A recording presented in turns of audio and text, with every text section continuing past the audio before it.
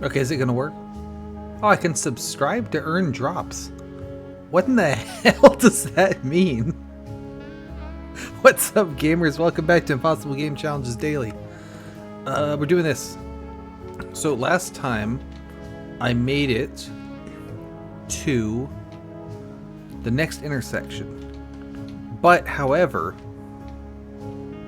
we're not ready to tackle it yet, in my humble opinion. And the reason is because I think we're going to run out of torches and stuff. So, I'm going to make a...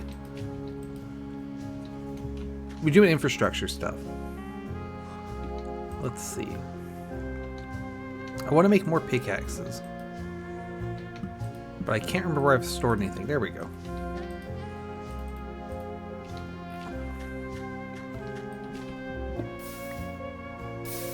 I have no idea what the volume's like, by the way.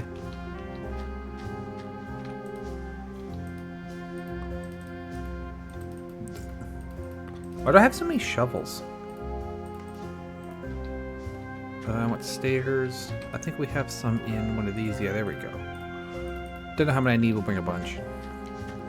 Oh, and torches. Do I have my on charcoal? Pretty good. Give me those.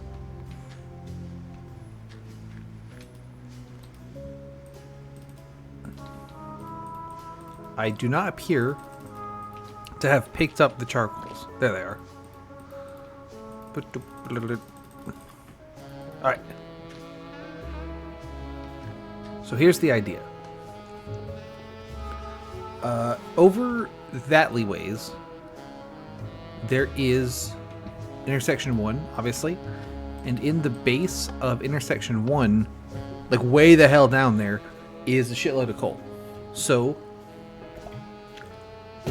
we're going to go there and make a staircase down and maybe make it a minecart way down. I don't know.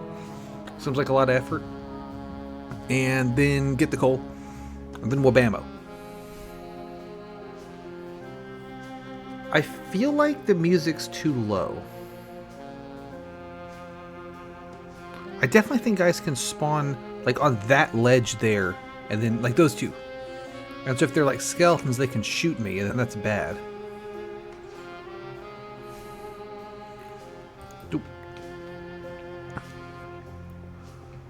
So I could just sort of tunnel straight through this wall. How far would that be? Not that far. I'm thinking that's going to be the best bet. Because we want to get all the way down there. So I think coming up and over the roots just to go back down and under the roots doesn't really make sense. Doop boop. So we're just going to go through here.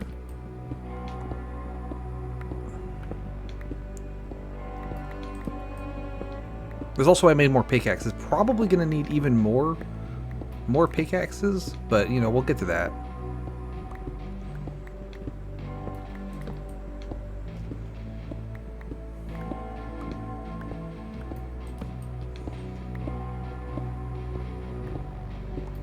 There we go. I can go there. One of these intersections has a chest underneath the middle bit there. It's clearly not this one. Alright, so then we're going to go down. I'm going to leave this spot because there's a... Sometimes when you go down too fast, like around a corner like that, you clip into the block and take damage, and we don't want to take damage.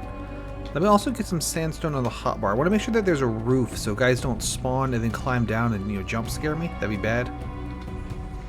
And let me get my stairs on the hotbar here. Let's get the food off. I don't need that.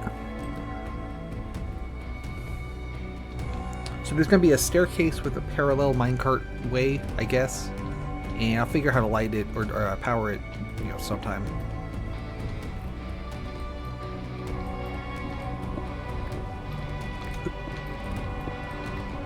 I'm trying to be a little bit careful. Because I would like to not lose these. You know, the blocks could be handy to have. Sorry. So that can go there. And so the next one should go here. There we go. Do I want to make the lid higher? I kind of do. But we can plug that. There we go.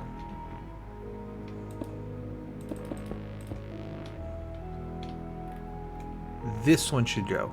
That looks good.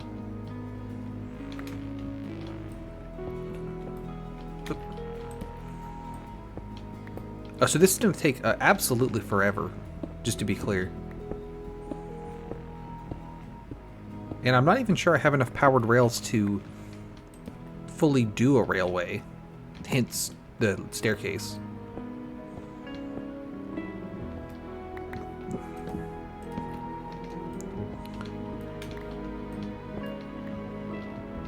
But having it be a railway would be pretty handy, so let's just see what we can do.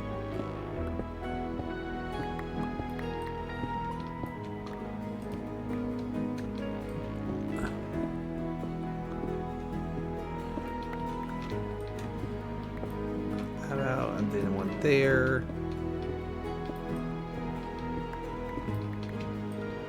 There's also an argument that what I should do is start from the bottom and then also I think this should be like, this should be one lower, like tunnel through this whole wall basically, because it's not that thick, and just come out way lower. So there is an argument for that as well. How are we looking actually? I'm trying to get a feel for if I'm going to be able to tunnel down this staircase or if I need to put a bunch of corners in it, because corners are annoying to do. Let's also get some lights on this. There we go. It is going to need a corner at some point. I also would like to light that little patch up back there. Make a little sneaky pathway over to here. There we go. And that. I think we can go down a little bit further before we need to turn though. Because the longer I stay inside the wall here, the easier it's going to be to build. Because building down is going to be really hard when I'm not inside a wall.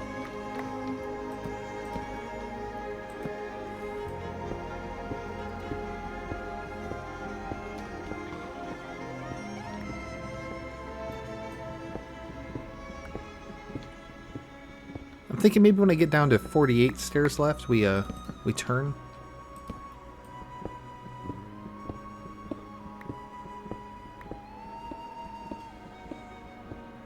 Kind of arbitrary, but that feels like that makes sense. I'm definitely gonna need a lot more pickaxes. That's a part of the project here, is also to collect a lot of building blocks, which are always handy to have, as we saw making the giant railway last time.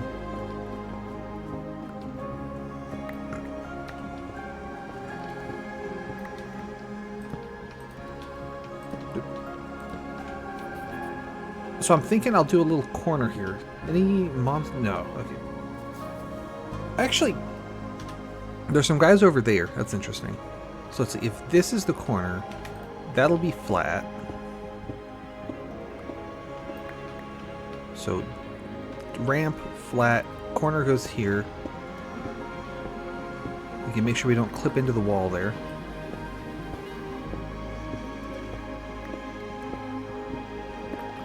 There we go. So ramp, flat, flat, flat, and then it starts going down again here.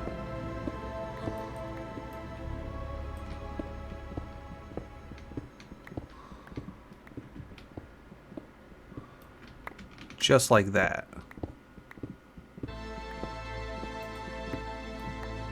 I guess those stay, and then that's up one, so this should be down one. That looks too close to the stairs, is that right?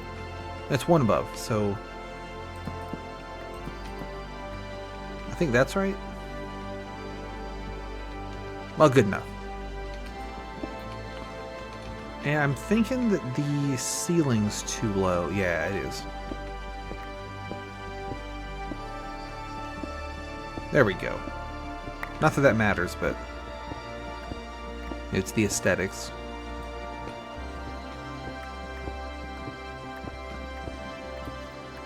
Go and stairs.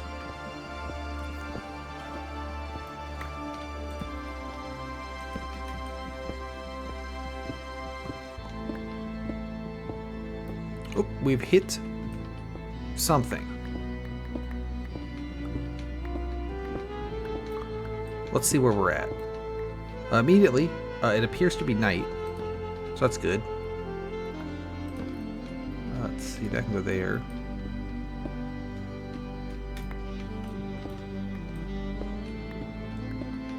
I'll still get a little bit more out of this before I gotta turn again.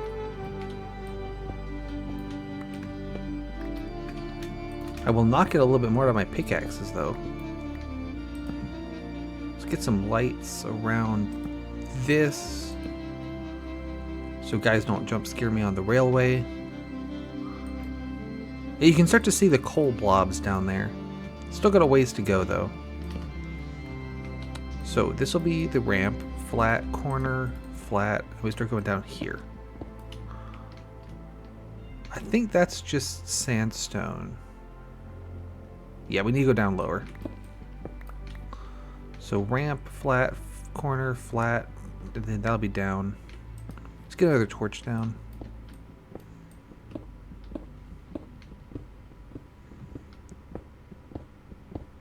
I think that's right. Oop.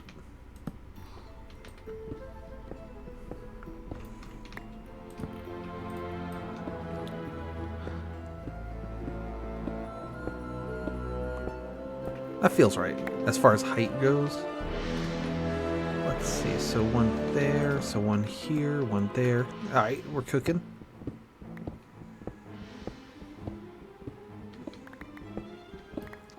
So technically, the little corner there, I should just done, you know, but I needed to check where I was, so I feel like that's a fair enough trade. It'd be real easy to make this a one-way railway, but it wouldn't be very useful. I have to walk back up every time.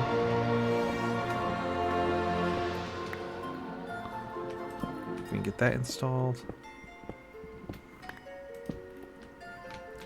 I'm thinking maybe I get down to 32 stairs and try again at the corner, because it looks like there's just a bit of a lip that we need to get past.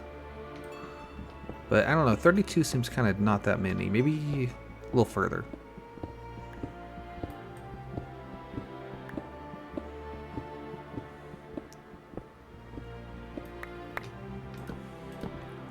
Also going to need to get a new pickaxe and probably do some more cobblestones to make several new pickaxes.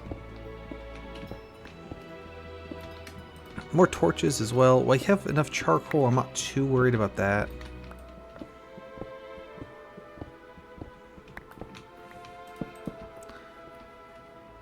Yeah, I'm thinking that the 30 stair idea is maybe a little bit not enough. Can I get the stair in the right way? I can, but I can't walk on it. The pickaxe... Oh, it didn't quite last long enough. Let's see. I can do this. There we go. How's it looking? We're that far down. It looks like kind of a serious overhang.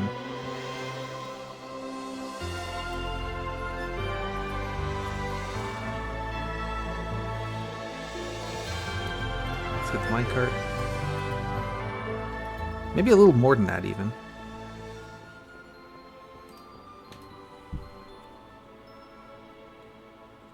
Could also bring some rails. So I could do boosters just solid on the slopes, or I could do like one every other to save boosters. But it's easier to turn them all on at once if you just do every other. So it's a little bit of a. Yeah, there's pluses and minuses. I think I've got like a stack of booster rails. And clearly I'm going to use more than a stack of stairs, so probably want to do every other. Because levers are cheap. I just have to make them.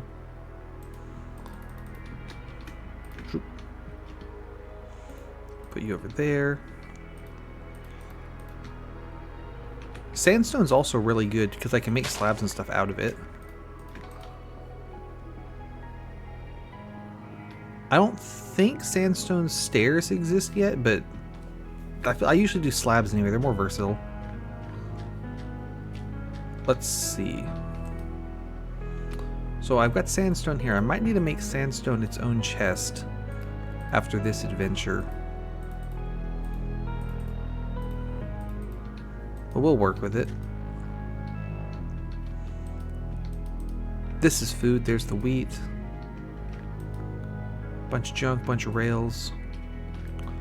I'm looking for where glowstone goes. Oh, you know what it does? That's fine. I guess I didn't have any? So I thought I did. That's weird. Pickaxe. Want more of those.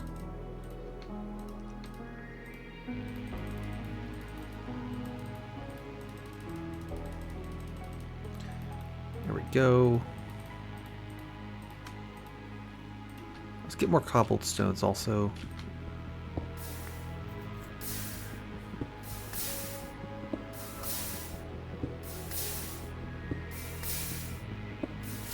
I've got these stack in my inventory, so that when I start seeing them on my hotbar, I know I've got at least one stack.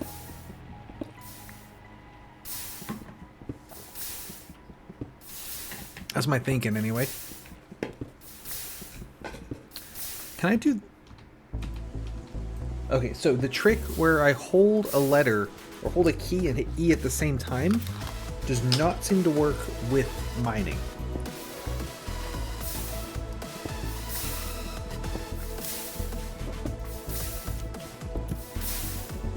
I'm gonna get, let's say 16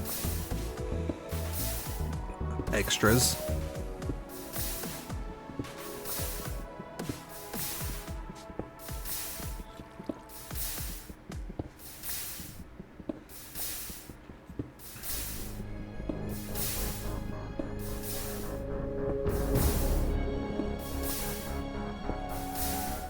Nope, that's still 15.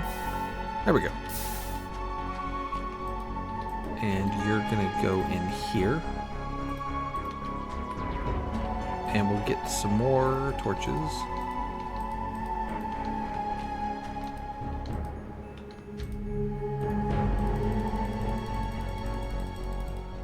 Should label the chests, but I made this storage a little bit claustrophobic for that. Unfortunately. Alright, powered rails. Let's get normal rails. Torches, lever. And detectors. Do I need detectors? I don't think I do. Get back in there. This will not be enough to fully build the rail, but it'll be enough to get a start on it. And I kind of don't want the full rail connected anyway, because I would just plow off the end. So I feel like this song's very loud. It might be that the World of Goo 1 songs are louder than the 2 songs. Because this one's in the yellow zone. But the 2 ones have been a little quieter.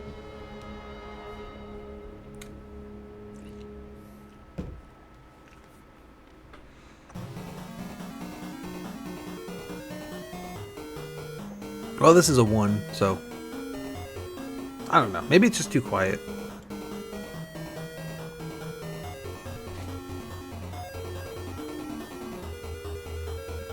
Yeah, so instead of doing all this, like I was saying, there is a logic to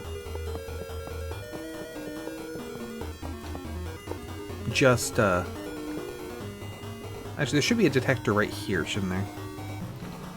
Let me do that. So, okay, the problem with that is that I'll bang my head on this.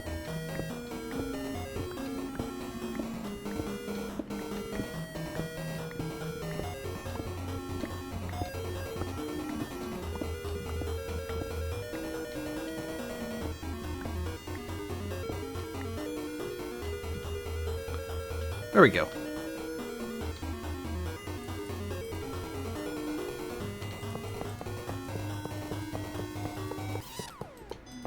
Oh, that works out perfect. So that's where the powered rails should go. Swap these, corner. And I'll do, like I said, every other. Should work out, yeah, just about right.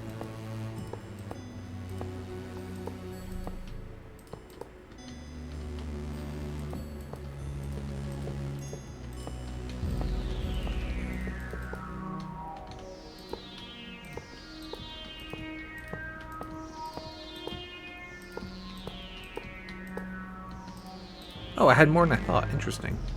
Oop. Guess it's the two I saved on the detectors.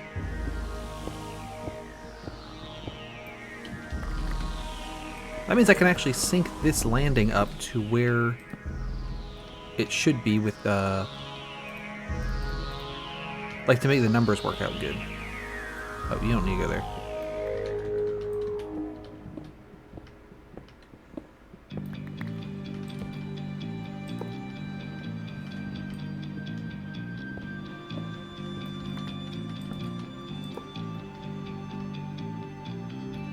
That's good, yeah, right there.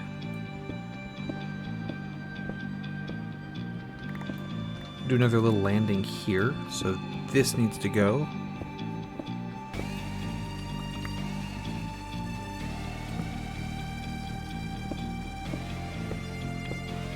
Do I need to widen this? I think I don't actually need to do this.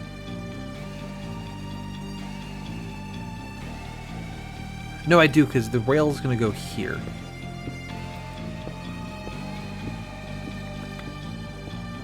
Like this.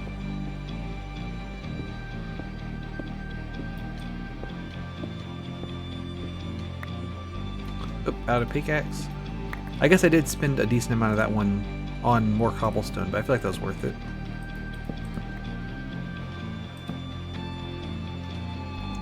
So there's one. Why did I bring all the levers? That doesn't really make sense. Also, this is not enough room. There we go. Famously, I used this song in the Can You Survive Parkour Civilization video because I absolutely love this one. And I also thought it was extremely funny how wildly unfitting it was for the music or for the content. I hate content. That one it made sense, but I hate the trend of calling any form of media, just lumping it all together as content. Pisses me off. It's like, say that you run an online internet video game TV show, not just I make content. Drives me nuts. Take some pride in it, right? Take some pride in the online internet video game TV show. That one, though, I feel justified because I wasn't calling the... if I have to explain myself, I wasn't calling the video itself content. I was saying, like, the content of the video does not fit having this song playing. Alright, let's see.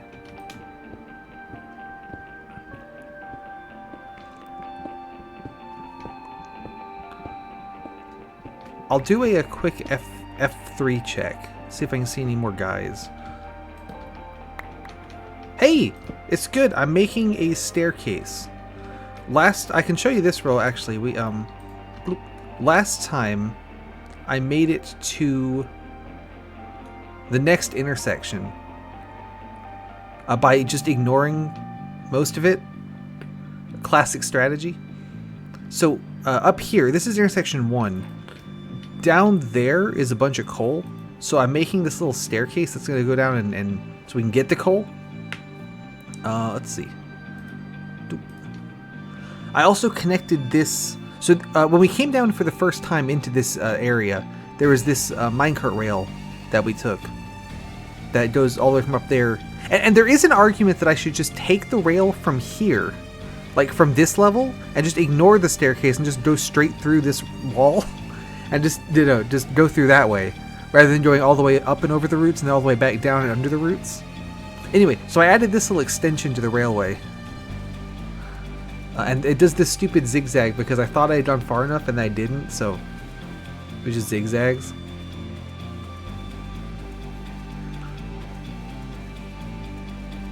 So knock that out. I made this underwater. This took forever making this, but I think it's very cool, so it's worth it.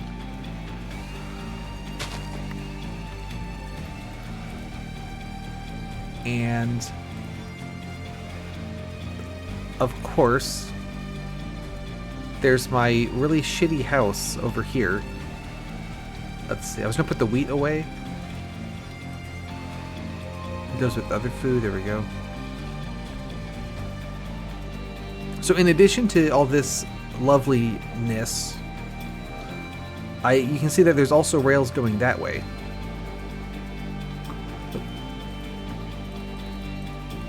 So over here,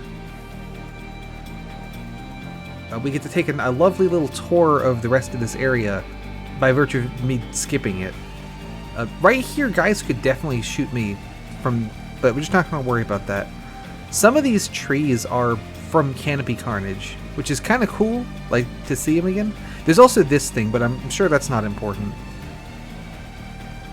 Like that big one, and I'm sure that this big one with the, I'm going to call them drippy bits, and we saw a bunch like that in Canopy Carnage. Anyway, so there's this railway over here that's like underwater. This was part of the map. There's a little fenced in area here telling you, hey, you should go this way. So I connected mine to this.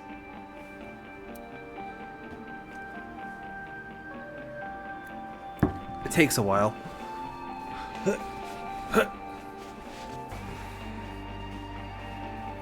Over there on the right was a little tunnel I made to grab some supplies that were on the shore. I don't think I got all of them. I think there's more to actually get. So anyway, here's intersection 2. And there was a fun trap right here where these 2 blocks were gravel with pressure plates on them. So you would ride in and then hit the pressure plate and then the gravel would fall and then you would die. So that's pretty funny. This dungeon over here is one that is very exciting for the no jumping challenge. If we take a look, it's a giant floor of lava. But the gimmick of this is that in the lava, there's these like pockets of water kind of suspended like this. And if you were to update any of this, it would all sort of start flooding and make obsidian and stone everywhere and stuff. So the idea is that you swim through the water pockets while avoiding the lava, and then the wool's out there somewhere. I can't swim because I can't jump. So this is going to be a lot of fun doing this one. I think it's going to just boil down to like flood the area and then dig all the obsidian, and it's going to take forever. Yeah, for sure. There's also over to the left, I think that's Castle Invidia, and then straight forward is Caves of Confusion. Let's see. Yep, Castle Invidia, Caves of Confusion. Before I take on any of those, Caves of Confusion does have some coal in it, but I wanted to get to the a lot of coal. So that was kind of what I was working on first. Oh yeah, that's gonna be exactly what happens. It's gonna be great. So we're not doing pain water yet. We're doing collecting coal. And also, as a byproduct, collecting sandstone, which is going to be really handy for just sort of bridging over things, as I'm going to need to do.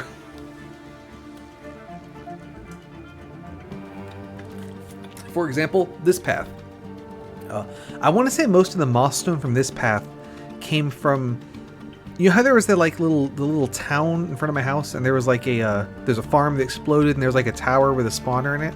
I just completely demolished the tower so I get materials to build this railway out of. So I think that was a worthwhile trade. I've also covered up some of the explosion hole. Not all of it. Where's the world gone? I'm sure it's fine. Roop. Now if we go up and over the roots here,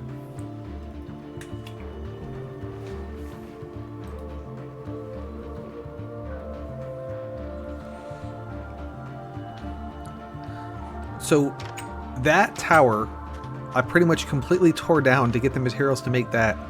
And you see, I've covered over like some of this horrible lava hole, so I can like walk out of my house and not fall in a hole. Hey! Also, how's the music? I was having trouble adjusting it because some of the songs are a lot louder than other ones. I think it's too quiet. That's my hypothesis. Why do I have 2 minecarts?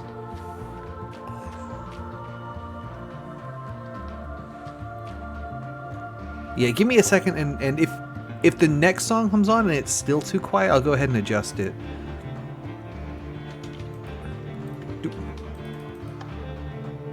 So what I was working on was over this way. We go up the big minecart staircase and over the roots. And then on the other side I'm making a big downward staircase because there's a bunch of coal down here. And I'm questioning my choices because I think it might be faster to just like split the railway here and then go straight through the wall. But I'm already committed, so we're not doing that.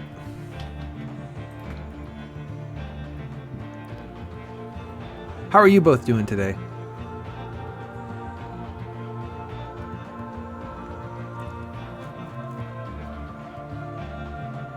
Oh, I forgot to bring detector rails. That's fine.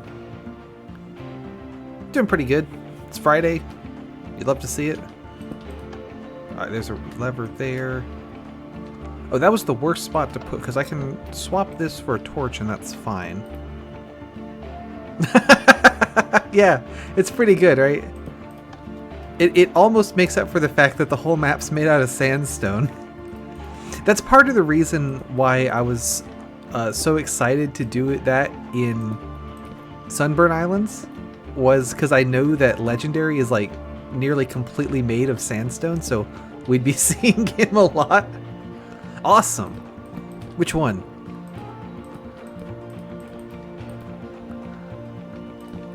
Light that up.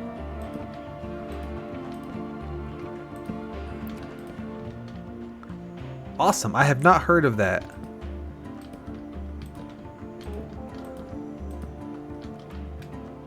My folks really like code names, so we play that a lot. It's like simple enough to be, you know, easily understandable, but still a lot of fun to play. Oh, we've found coal. It's like that meme with the you know, the guy digging at the big wall of diamonds and he gives up, you know, 2 seconds too early. That's what we did here. I gave up very slightly too early for coal. Hey, thank you. How's it going? I'm digging coal at the moment in an extremely old Minecraft map. So pretty exciting stuff. And we're talking about board games. We just finally broke through, like in the meme with the guy charging at the wall with the pickaxe and all the diamonds, except it's coal. And it's me with the pickaxe. How are y'all doing? What were you playing today?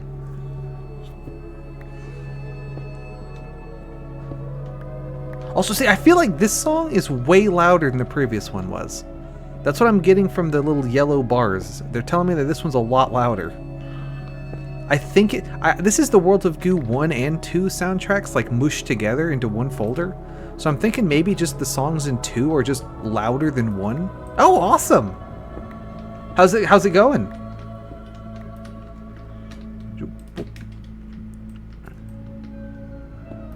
You're right.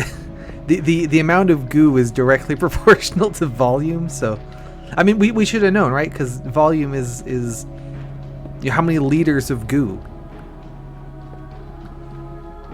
Okay, that sounds like a good start. That sounds like a good day.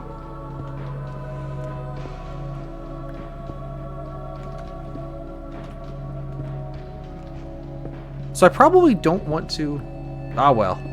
Can't win them all, right? I probably want to not actually have my tracks go on the coal, because I'm going to dig the coal. Shoot. You hate to see it. So let's see. Make a little like a little station somewhere. Maybe over here would be good.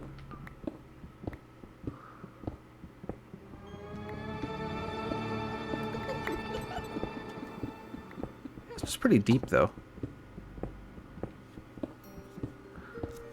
Looks like here's a pretty good spot. So I have a little like minecart station here, bring it up and over the roots, just like that. So these want to be sandstone. You're absolutely right. You convinced me. Let's do that. So bring it forward one. Whenever you do like a high-speed turn near a block, there's a decent chance you get suffocated in the block, so we don't want that. Let's see, let's get some lights out here. Let me go up and over the roots just like that. Give him some little arms. I'll come back with some glass to finish this off. Let's just block this up. It's gonna bug me that there's just a big hole here, so let's just fix that. Oh, do give me this though.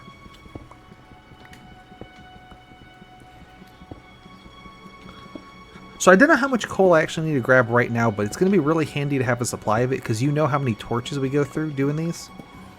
So that's the main reason I wanted to, before you're really advancing too much further, you really get the torch situation sorted out. Let's see. One here, one there, one there, one there. Good.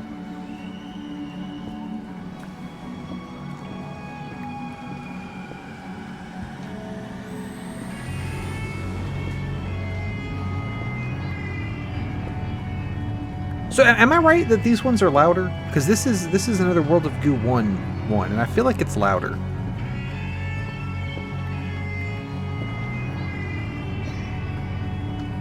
For some reason, you can't... Not for some reason. Do you still want me to boost it a little bit? Because I can still do that. I just want to get a decent sample size first. How are we on coal? 21? That's pretty good. Let's see if I can get 32. Because that'd be a nice, even half stack.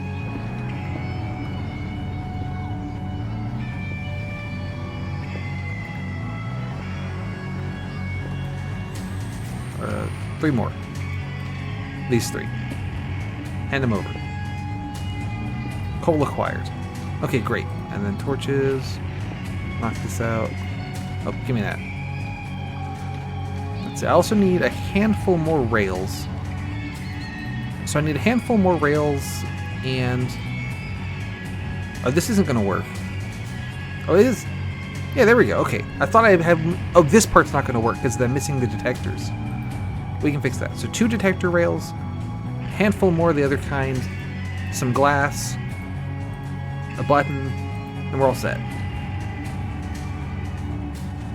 And I put the stairs away.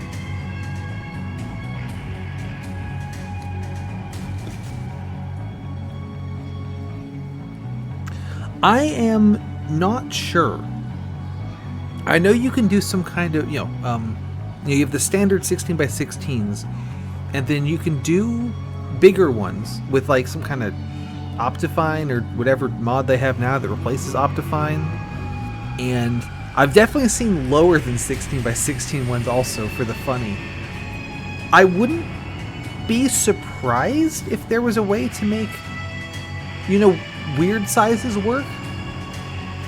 That would be amazing. So, like, I wouldn't be surprised if you could do that, but I don't know how to do that.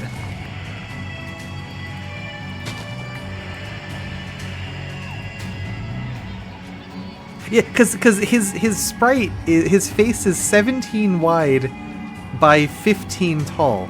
That's why there's this extra gap at the top. Because he's only 15 tall, so I had to leave a gap somewhere. And then he's 1 pixel too wide, so I took out the one in the middle. That's why his nose is supposed to be like a little triangle, but it's just flat because I had to take out the middle bit of the nose, or the middle line down his face, right? Because I thought that one was like the least distracting one to remove. Let's see, so throw the coal in there. And I can't stack coal with charcoal, so we'll just put that in there for the moment. And food can go out there. Let me make an extra bread. Never know when we need extra bread. So I wanted detectors, powered rails, a single button. Let me do that.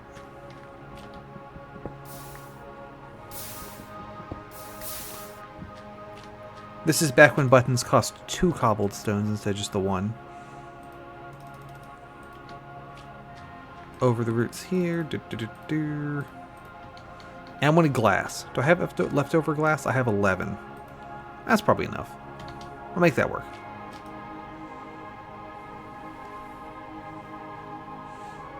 Oh, while this cooks, I can twiddle the music a little bit.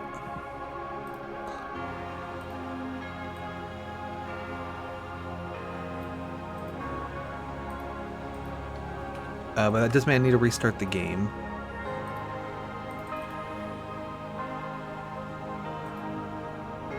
Should come back in a second.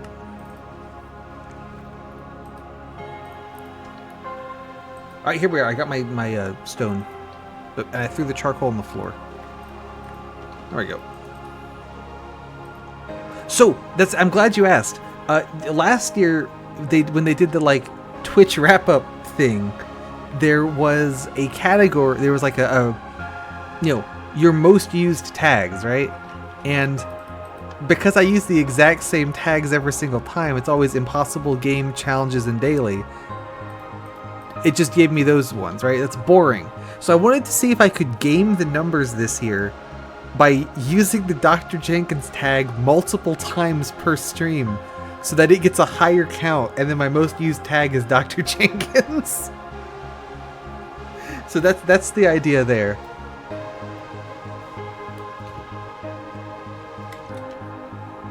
And then I added the chicken jockey one because I think that's something in the Minecraft movie, and that was like funny like 2 weeks ago, and I just haven't bothered to get rid of it.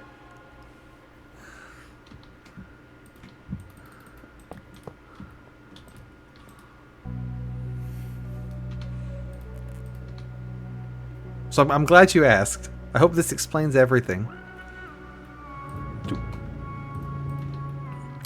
That's a ladder. There we go. And one of those, one of those. Oh, no. This one should go here, there, there. Some like this. A little bit of this action. Get the torches in.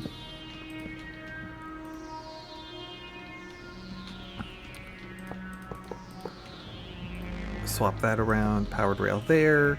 Give Sans a little nose. There we go. How many for Dr. Jenkins? Hopefully I've still got that one on lockdown.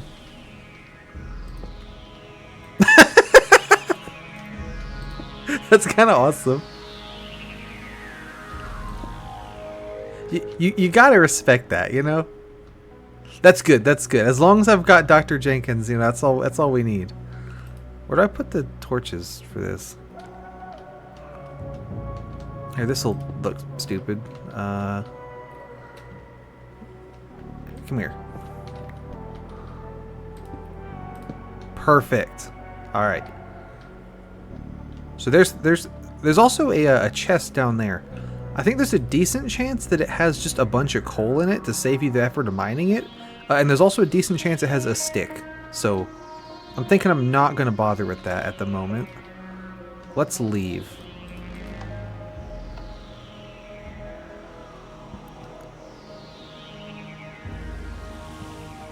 Yeah, it works pretty well. So I'm going to dump all of this stuff, make another couple pickaxes, and then we're going to go get started on Caves of Confusion. I definitely don't have enough torches to get through Caves of Confusion, but, you know, have a stab at it. I probably don't have enough upgoers either. That one's a very uppy, downy kind of area where you have to go up and over the roots and down and under the roots a lot. Yeah, I saw that. He was playing Waking Up. I have not played Waking Up personally because it's advertised as being like super hard, da da da da. No, I'm also a penniless peasant. Don't worry. I thought it was a little. Okay, so first, I've never really been interested in playing Waking Up myself because it's advertised as like, oh, it's super hard, da da da da, whatever. But I have seen a Let's Play of it way back in the day when it was like new. Eventually, maybe I'll get around to that one. I'm not sure. I thought it was a little bit interesting that he and I wouldn't expect anything else, obviously, but he starts the map by doing like a blatant cheese strategy and then seems to be complaining about it being too easy the whole time, which I don't know. I thought that was a little weird, but I guess the thought was because the map is advertised as being so hard, it's going to require doing like cheese strats and stuff. And we've definitely seen me do a bunch of cheese strats in these. So, you know, it's not unreasonable. For example, the giant bridge I built right here is very much a cheese strat because I just ignored the whole dungeon. I'm actually kind of going out of my way, not that it looks like it, not to do things that I know for sure 100% are cheese. Like, I know how I could just like tunnel around to the, you know, where you're supposed to be going, right? Because I've played the map before. I know where everything is in relation to each other. But I'm not doing that because that's super boring. It's way more interesting to, you know, actually play the map. I don't know where I'm going with this. I really enjoyed just seeing another like old Super Hostile map get played. I really enjoyed that. That was very cool. Yeah, exactly. Like, the fact that he thought of it and did it is very cool because I have genuinely never seen that used on one of those, especially because those are like the old villagers that are like really irritating to work with. Like, I have never even considered any time I play this game screwing around with villagers, right? Like, I just don't care. So I thought that was really cool to come up with it. But yeah, I also agree that it there is a sort of intended progression, and it just completely skips because there's only so high you can power scale in this game, right? Like, you have like, there's a couple different tiers of tool, and then like that's it. Like, that's as high, it tops out there. So just jumping straight to the end of the thing kind of just gets rid of that. I don't know. I also don't want to defend the map too much because I don't think Waking Up is like that good. I think a lot of his problems with the different like dungeon designs are, you know, absolutely the case is very samey and not interesting. You can only go through so many like X castle and stuff before it starts to get a little bit old.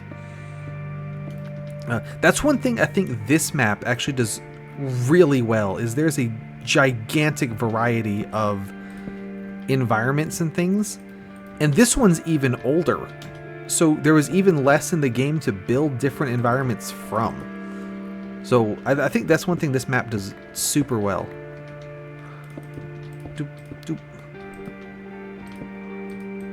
I think one thing with Waking Up as well that you see is, yeah, when new features. Yeah, this one's newer than Black Desert, and also I think Black Desert's one of the oldest, and it's also one that like you have to really dig for it if you want to play Black Desert. Like, that shit is locked up. Some of the other ones are way more like, hey, wouldn't you rather play Legendary instead? You know?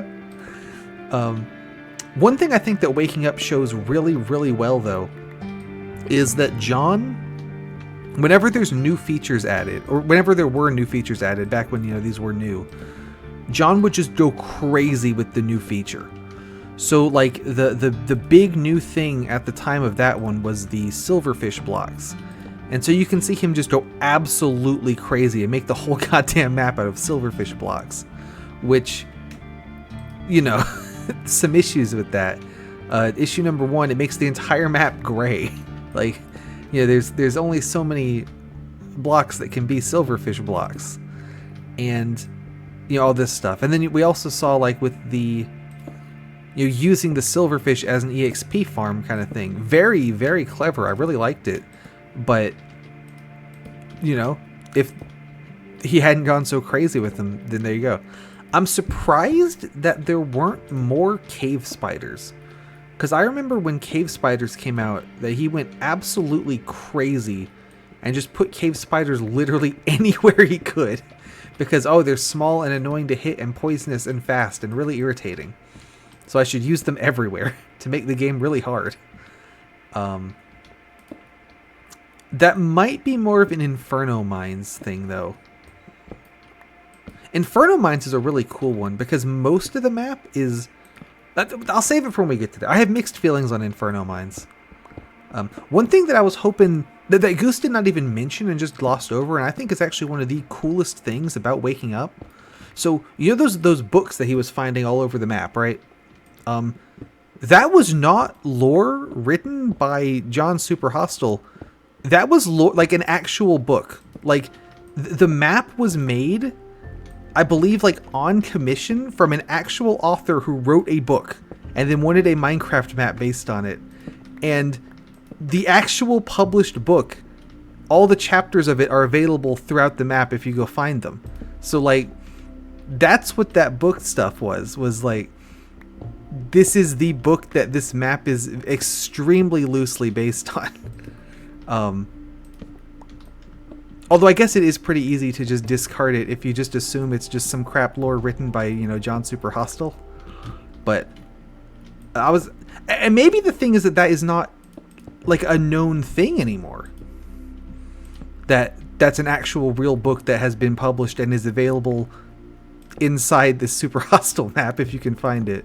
But I think that's incredibly cool. Yeah, that's the guy. That's John.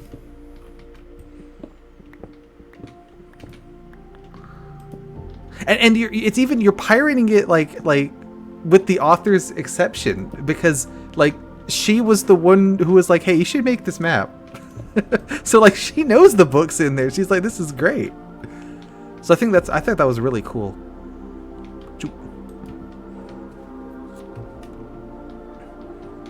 Okay, so we just went up all these stairs and then I just need to go back down again. There we go. Sorry, up and over all these routes. That's what I meant to say. So, by the way, the gimmick of Caves of Confusion is just that it's really annoying. There's like cobwebs and shit everywhere, and it's like it goes up and down a lot, so it's very hard to navigate. Yeah, I agree though. Like all books should be available in convenient Minecraft Complete the Monument map form. I think that would be a good thing. It's kind of like on Unraveled when he did the Skyrim book report and read all the books in Skyrim. It's like, you know, should you read all the books in Minecraft? Also, I have not actually read the book that Waking Up is promoting, so I don't know if it's actually like, any good. I just thought that was really cool that, you know, it's a thing at all.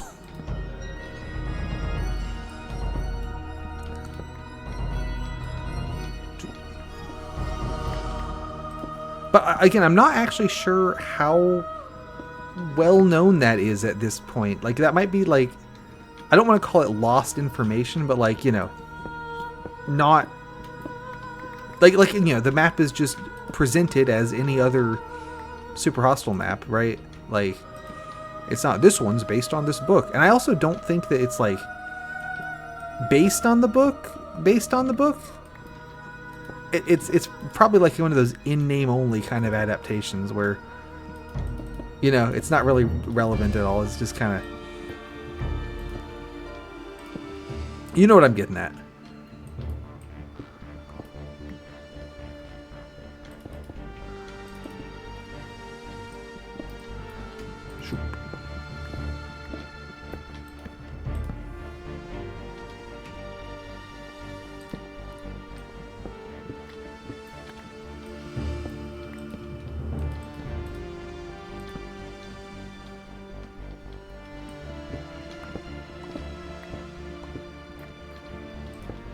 And I'm out of slabs. I definitely should have brought more.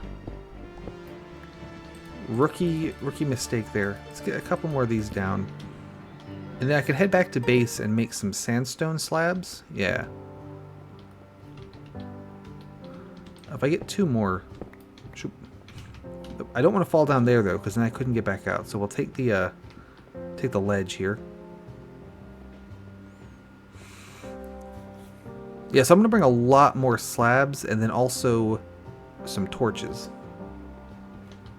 I appear to have brought one too few. Yeah, that's the other thing is...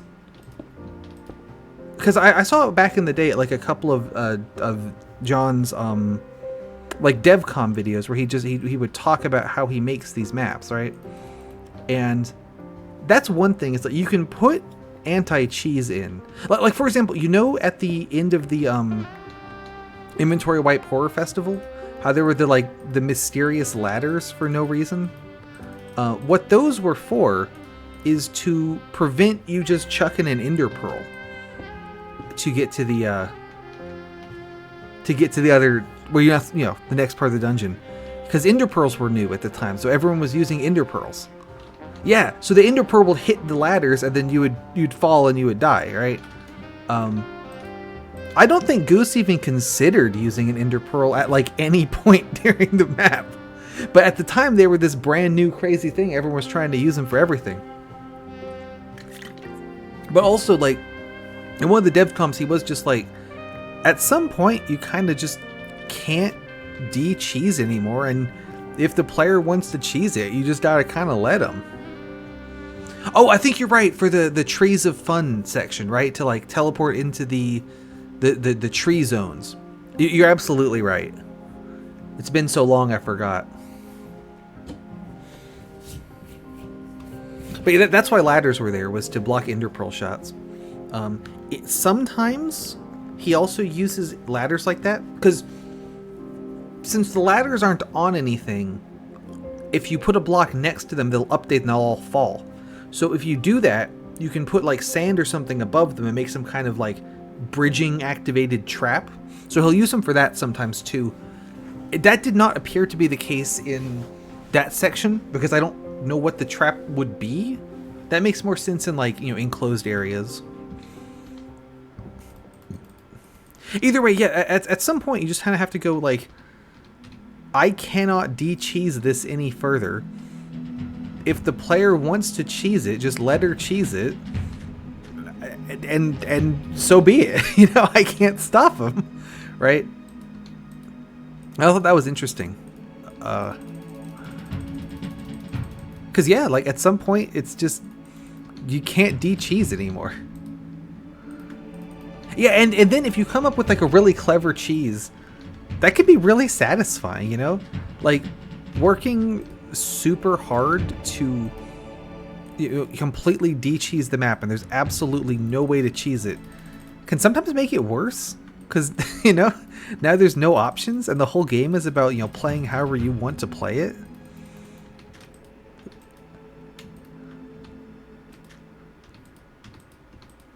So like I agree with, you know, some of the criticisms of the map, and I disagree with others. But it's definitely, I think the aesthetics of, right? Like sometimes one that you can cheese is just more fun. I think the aesthetics is absolutely something fair to criticize, because like damn near every area was like completely gray, which is really boring. I think that some of the ideas are kind of cool. Like, I like We All Float and We All Burn as like a sort of callback thing, but I don't think the areas are actually that like interesting. It's a weird one. We'll get to it or we won't, you know. I don't know. There's a torch over there. I noticed that last time too, but yeah, there you go. It was interesting when he was in the, yeah, you're exactly right, it's half the appeal is that it's unintended, but at the same time, because it's unintended, it's impossible to account for the way that it'll flow as an experience. Yeah, bingo.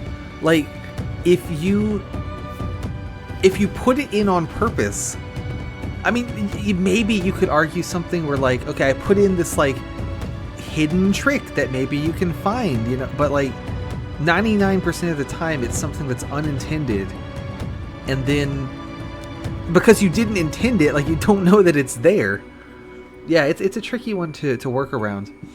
And maps like this especially are really vulnerable to it. That's actually, so I don't really, a lot of people, both Goose and Comments and everyone, were like, I wonder how this compares to like a modern map or whatever. I'm like the command block heavy kind of ones and stuff like that. Like, I've played a few of those and I don't really like them because they take away so many options from you for like no reason. It's like, if I want to cheat, just let me cheat. Fuck off. Yeah. Or like some of these ones I know will like have a bunch of command block shittery to, like, if you try to, you know, go in creative mode or something, like force you out of it. It's like, just let, this is a single player like Minecraft map. Just let me cheat, you know? I don't know. There's something to be said for the discovery of like figuring out the cheese tech, I think.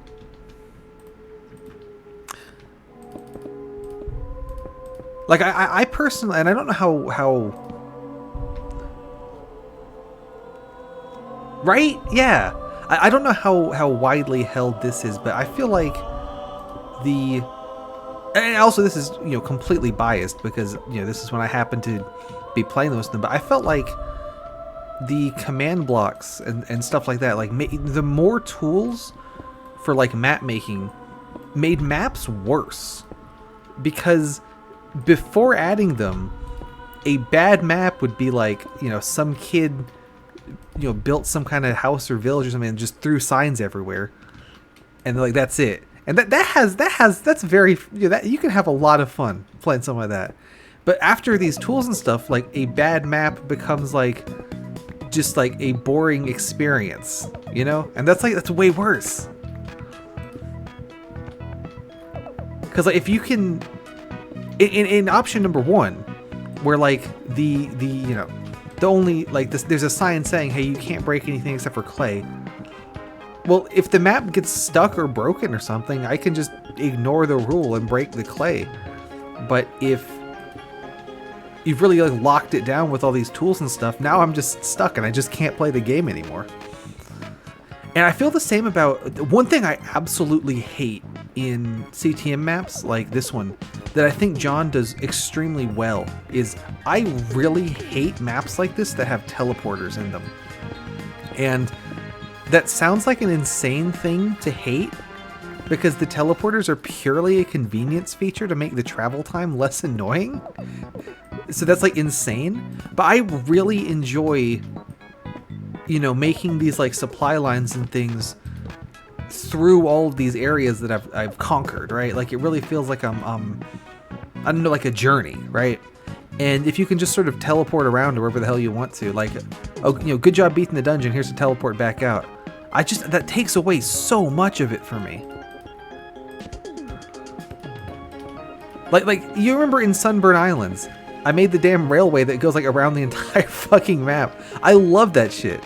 So I don't know how common that is, because most of the and when I say recent CTMs, I mean within the last like 10 years, you know, maybe like last like 5 years. I don't know, not 10 years. Yeah.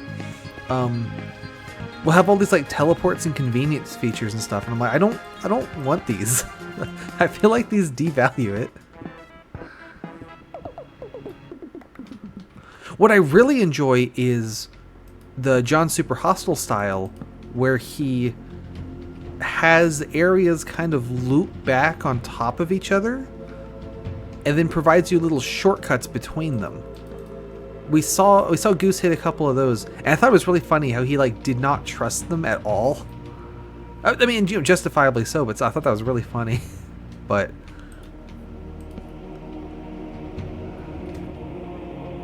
I really enjoy that, because that feels like, ooh, you know, I'm back here now. This is neat.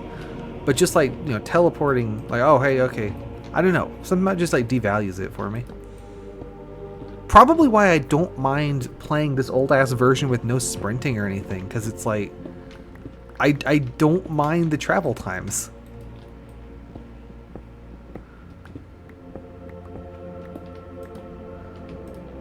But I was really happy to see him play a Super Hostile. Even if it wasn't maybe exactly how I would have played it. Because obviously I would have played it without jumping. Because that's my whole thing.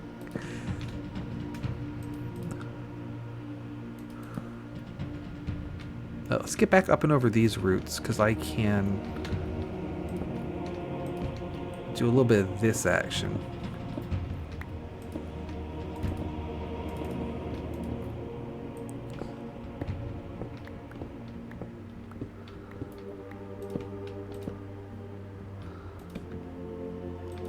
I don't actually know the way through here. I'm just kind of picking ways to go arbitrarily based on what looks the least annoying to deal with.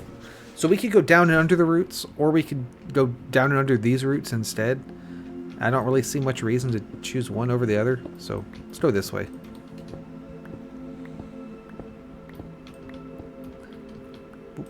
Oop.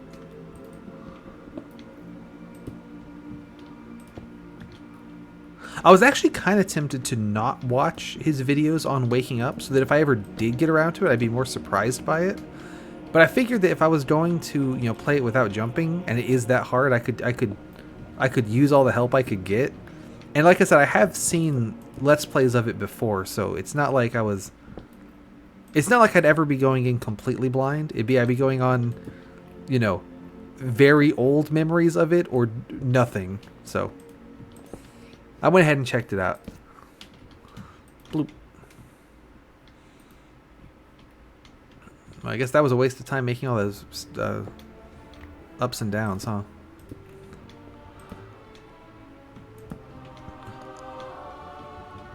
Is it weird that there's like no enemies here? Oh, there's one. Okay. I mean, I shouldn't say things like that because that means 100,000 enemies are going to spawn, but that was weird.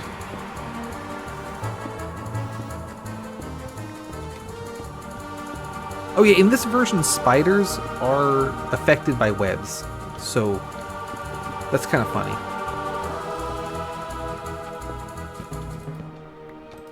In newer versions of the game, spiders are not affected by webs and can just truck on through it at full speed, but not here.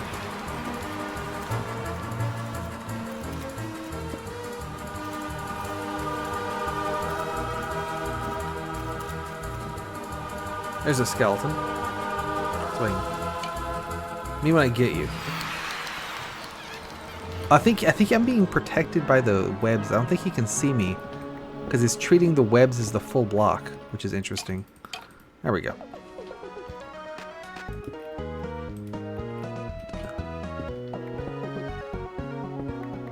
Swoosh around here.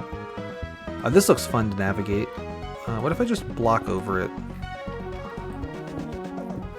I'll get down there eventually, but I might make a little staircase so I don't forget any to go down. Do that. Do that.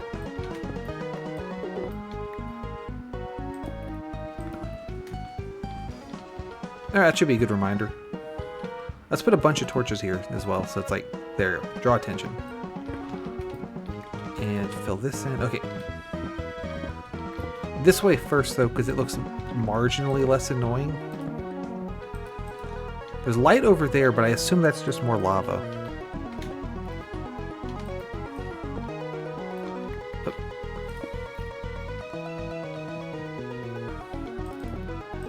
What'd you think about the playthrough of waking up?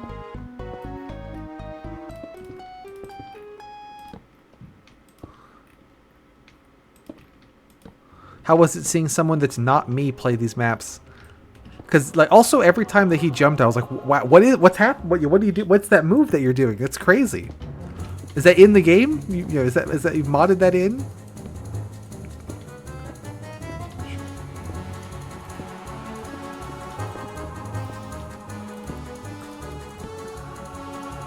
Okay, so I was already up there. So this little section we don't need to worry about. That is lava, just like I thought.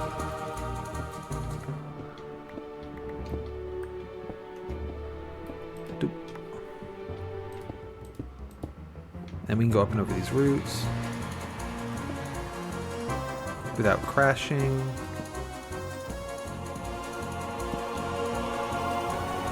Oh, this looks lovely here.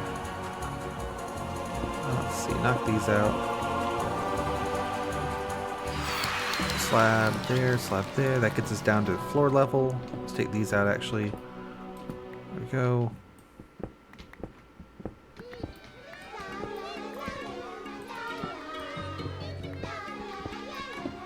Knock all these out. It looks like there might be an additional path up and over there. I can't really tell. Also nearly walked into that lava. Gotta be a little careful. Let's go this way first. Doop, doop, doop, doop, doop. It's always a little tricky to decide where I want to, spin to slab and where I just want to just dig out a little pathway. Here I think it's going to be dig out a pathway. There we go. What's over here? Not much. Doop, doop, doop. Rejuvenation. Go over there. Oh, there's something up there. And then there's a big scary pit down there. Let's go up and over the roots first. Oh, knock that out.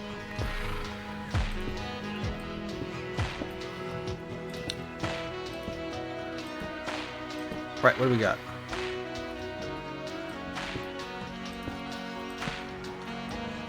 Oh, a spawner. We've encountered difficulty in this dungeon. Let's get Torch up and over the roots here. There we go. And then down and around trees without crashing. Looks like just a regular zombie spawner. I'm inclined to believe that seeing a spawner might suggest I'm actually going in the direction I'm supposed to be. It's like that classic quote about, when you encounter enemies, it means you're going the right way. So let's get this thing turned off. Now the question is the right way down and around trees or up and over the roots? And also, if I'm just full of shit and this just isn't the right way at all. There's also an option. Let's go back that way first. Kind of swing around back here.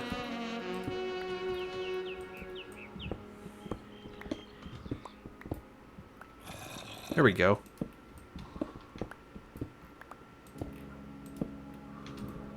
Oh, this appears to be nothing. Oh, maybe it goes way up. Be a little irritating with just the slab, so we'll get it there.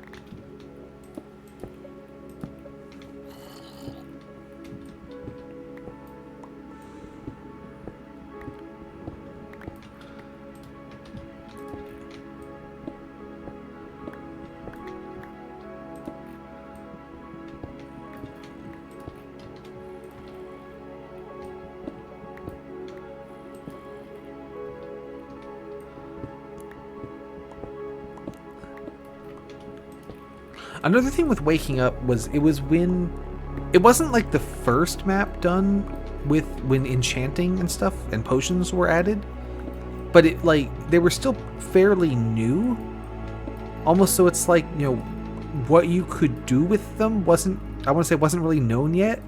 I don't know.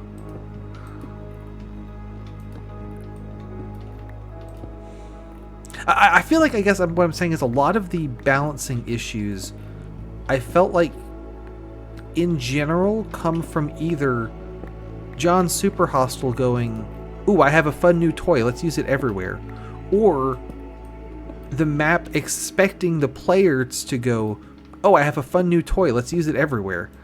And when you don't do those things, I don't know.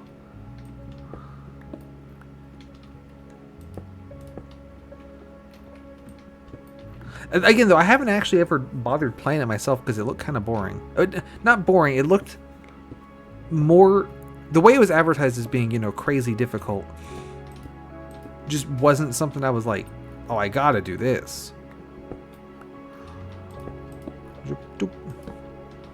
Again, though, maybe we'll get to it eventually. I did finally play Nightmare Realm, which was similarly advertised at the start of this year, you know, off stream, just like for fun. So I could see if a jumpless run would be feasible.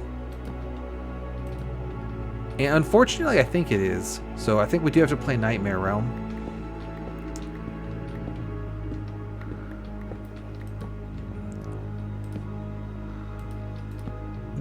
I can't tell if... I think the path keeps going back there. Let's go around. Now let's fill this in so I don't fall in. Doo-doo-doo. There we go.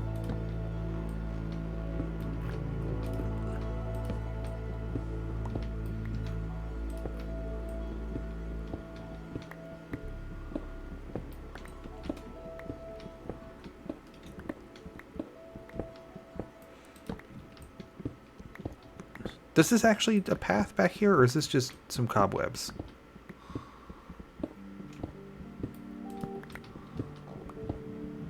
I cannot tell.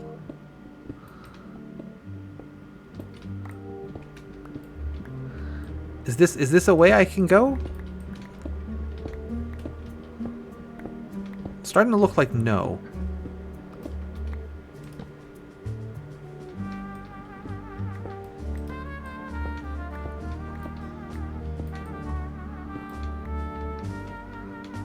Yeah, I think that's part of the reason that I love stupid challenges so much.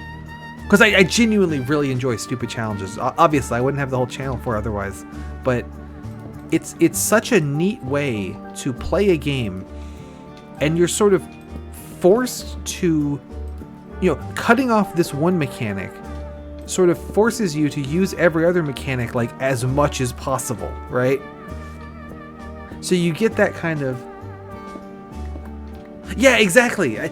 Minimum Welders was an unbelievably cool challenge for what was meant to be like an abjectly stupid idea. Like, that was not meant to be that cool of a challenge. It just kind of happened by accident. But you're exactly right. It kind of... There's a spider. By you know, intentionally restricting one of the game mechanics, I had to really like lean on all the other mechanics to make up the difference, but still get to, you know, play the game sort of as intended. Like no dev was worried about, well, you could cheese this mission by putting all your welders on conveyor belts and just shipping them all over the place. Because that's a stupid way to play the level. And it just makes it way harder. So, I don't know. It's almost like cheesing the challenge rules more so than cheesing the game. You know, I don't know. But yeah, I really enjoy the way that, you know, adding some stupid arbitrary restriction sort of forces you to look at a game, you know, differently and take advantage of mechanics that, you know, maybe existed, but there's not really any reason to use them.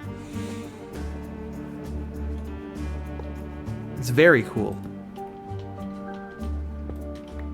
What I'm saying is that when the next series is going to be waking up without jumping, then we know he ripped me off. That's the point I'm getting at. There's light over there. What do you bet that's like a cave I've already been through and I've managed to wrap back around to it? That's what I'm thinking. Could be a lava pit as well. I see dirt, which is weird.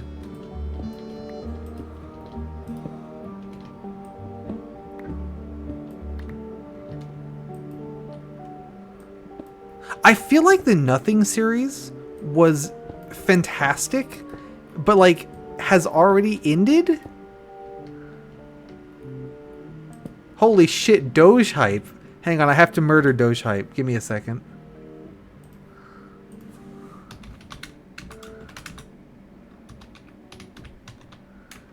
The fuck is your stupid username?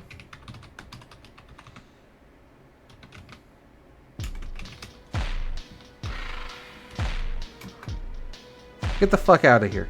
Not you. You're fine. Yeah, I feel like nothing, like at the start, was so cool. And even not knowing a damn thing about the mod pack he's playing, like, did a great job explaining to me what is the challenge, why is this hard when you have nothing, and how do you get around it.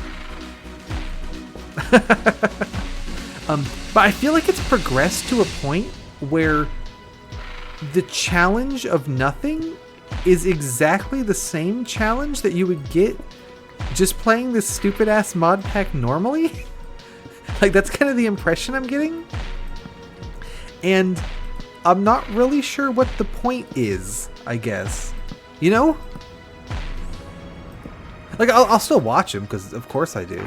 But I'm not seeing why the nothing makes it harder than if there was something. Because it seems like at this point, all the resources are infinite anyway, so it doesn't matter that there's nothing. I don't know. Okay, see, this song is loud, right?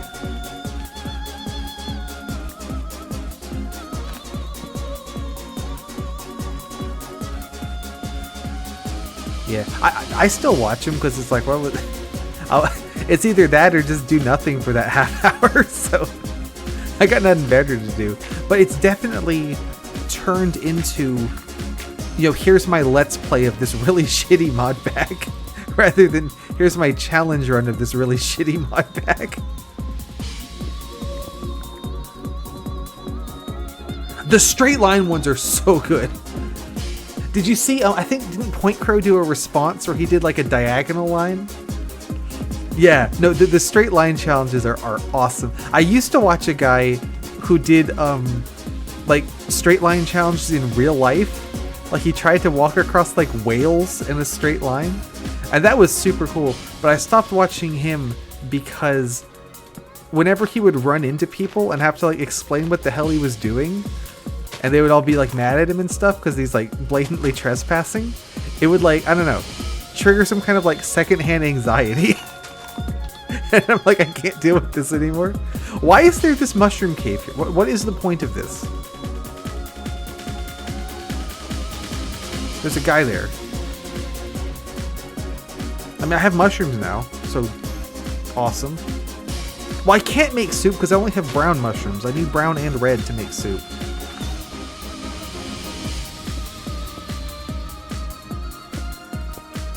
Did I already have a slab going up? This one I do. I'm also nearly out of my slabs. Actually, this one's more central. That one's better.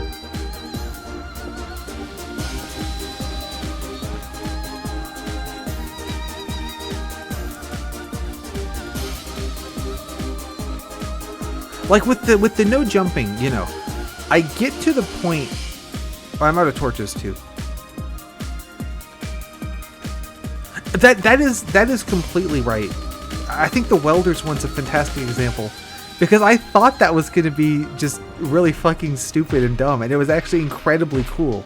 But you also do get stuff where, hey, this sounds like an interesting idea, and then you try it and go, okay, actually, that just kind of it doesn't work. Like, the game is just not meant for you to play it that way, and it just means, like, I saw one guy do, can you beat Pokemon, I forget which one, if all of your attacks do 1 damage?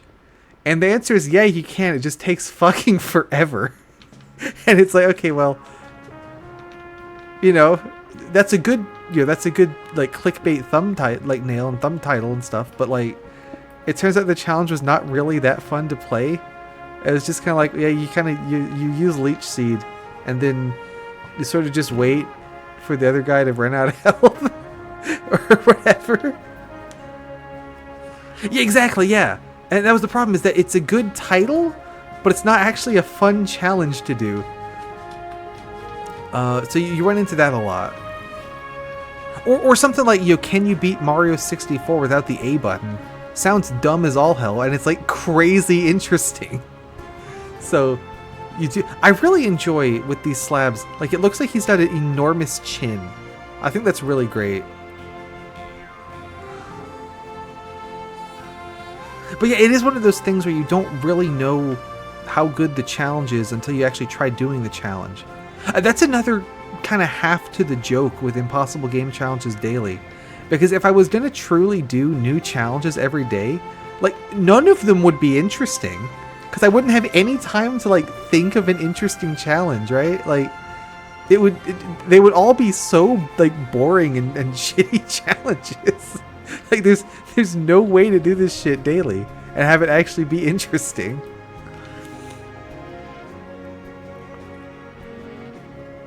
I love the Half A Press video. Holy shit. What an absolute fucking legend.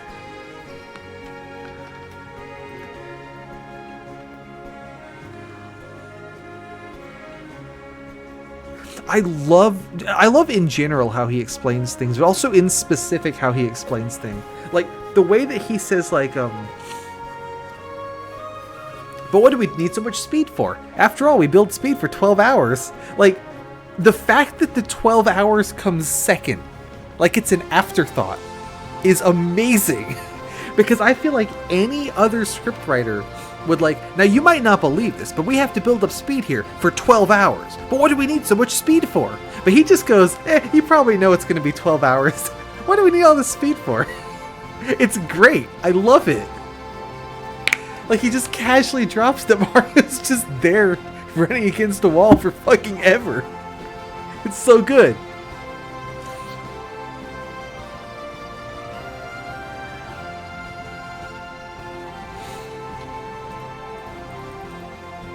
So, okay, we're coming back with the spoils of a shitload of sandstone and some dirt and a feather. I need more torches. We can do that. There is coal in there, so maybe I'll bring a shitload of pickaxes. You gotta love the feather. I'll bring a shitload of pickaxes and like dig out some of that coal. But I did just do all the effort of making my train line to coal, so maybe I won't do that.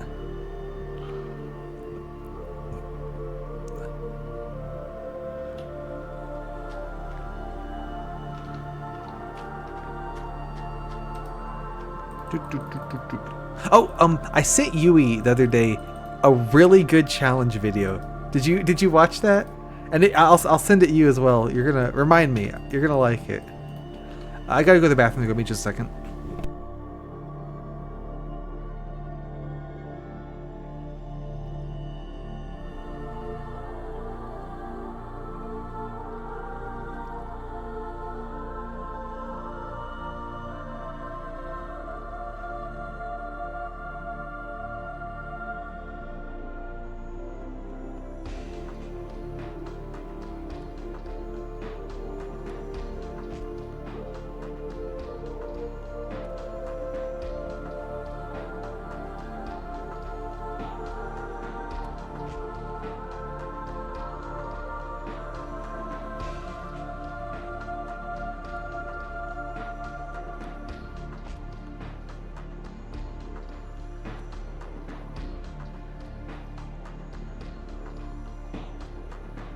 It was a guy whose channel was pretty much devoted to challenges of the form, can you beat this racing game using only the shittiest vehicle in the game?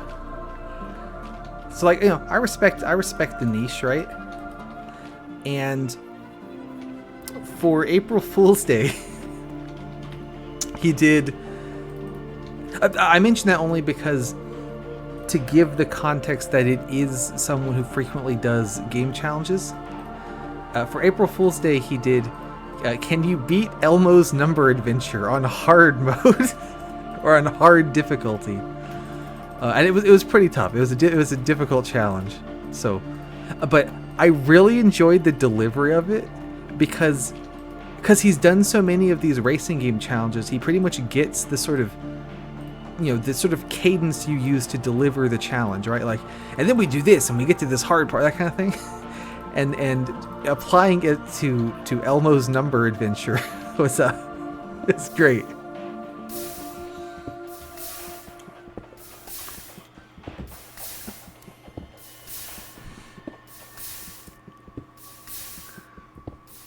Did you see my Sonic without jumping challenge? I did pretty good there.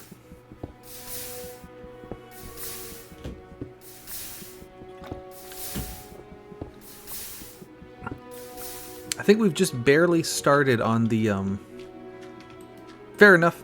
There's not a ton of reason to follow the main Impossible Game Challenges daily channel, because it's the same video every day. So you're not missing a lot, right? But, yeah, I've decided that every time that I'd finish a region's worth of Pokemon, I'm gonna do I feel like we need more than 2 stacks of torches, actually. Let's do 4. And if we're gonna do that, then we probably need more slabs as well. So I'll make some more of those. I've decided every time that we finish a region, I'm going to do a non-Pokemon challenge, just to shake things up a little, right? But the problem is that the next Mario game to do is Mario World. Super Mario World, right? And that game has 2 potential first levels, not just the one. And you can't beat either of them without jumping. But the video would be twice as long because I have to visit both levels and say you can't beat the level without jumping. And I didn't feel like editing that.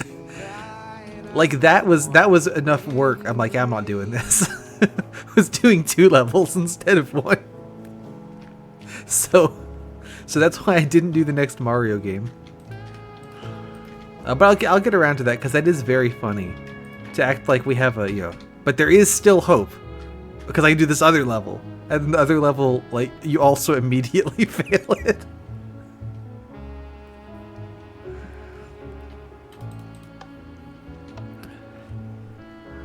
Alright, torches, a lot of upgoers. Yeah, we're cooking.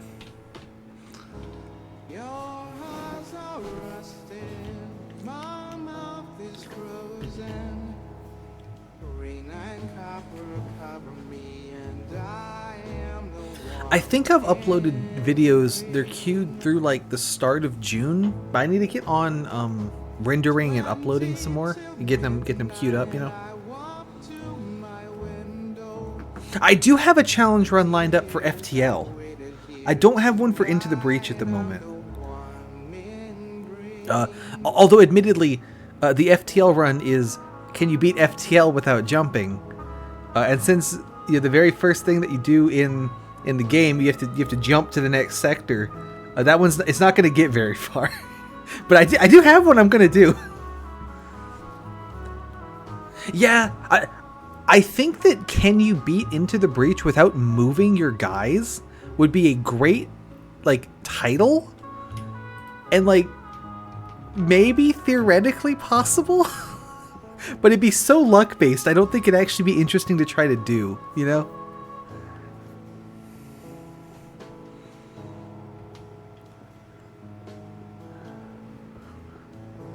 Like we were talking about, sometimes the challenge makes a great, like, video title, and you make a hell of a thumbnail for it. That would be funny. We don't want to go up and over the roots here. We want to go down and around trees without crashing. Let me just, there.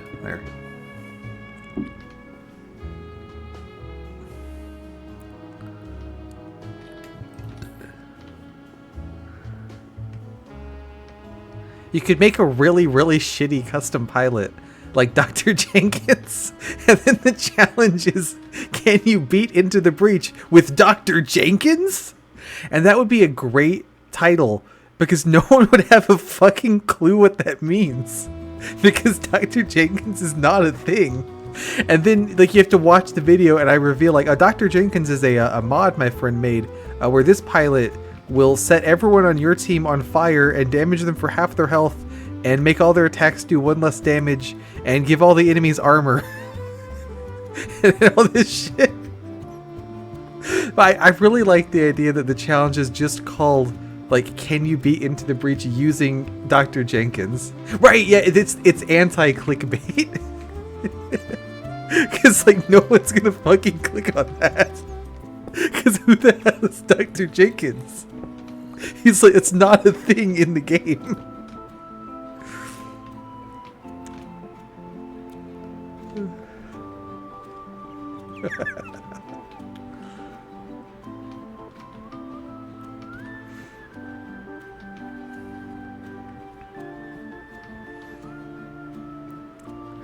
I can't recall if I fully explored this path or not. Exactly, yeah. Like, I could see being like, who the hell is Dr. Jenkins? I gotta find out. But I could also easily see, who the hell is Dr. Jenkins? What is this challenge? Why do I care? And I feel like the latter is gonna be what wins. Can I hit you? No. You know, technically I could put these up as you know, can you beat Super Hostile Map if all the enemies are Dr. Jenkins? And it just doesn't affect the gameplay at all. That's another thing I really like is like something that is technically a challenge run and you can label it as such, but the challenge does not actually do anything. This is true. I remember one guy who did he did, you know, can you beat Mario Galaxy without collecting star bits? And he did, can you beat Mario Galaxy 2 without collecting star bits? And then as a joke he did, can you beat Mario Odyssey without collecting star bits? Because the purple coins in the Moon Kingdom are star bit shaped, but they're obviously also like way out of the way and not even close to being mandatory, and there are no other kingdoms even have them at all.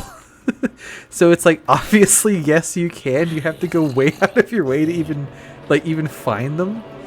And I think that's really funny. Hang on. Why there's torches up there? Have I looped around or have I like gone backwards? Or am I stupid? There's Mushroom Town. We go down, so I think I just looped backwards because I'm an idiot.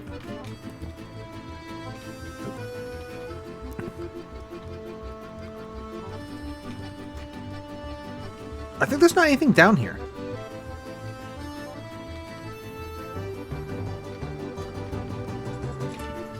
Which was this. My YouTube descriptions say, you know, if you have a challenge idea, suggest it.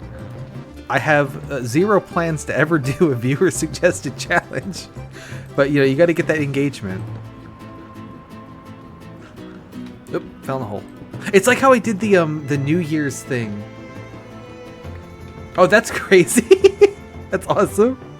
For the New Year's thing where I did the like, I'll do a challenge from one of you, and then I rigged it so that there was only like 15 minutes that you could actually vote for what challenge to do. I think there's just nothing this way. I think this is just a waste of time. That is awesome. I know Yui used to play Ultra Kill on stream, but she got too many backseaters and had to stop because it's really fucking annoying.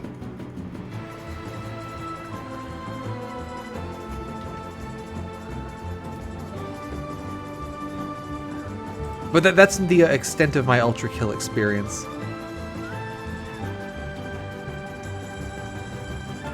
No, that was the only reason.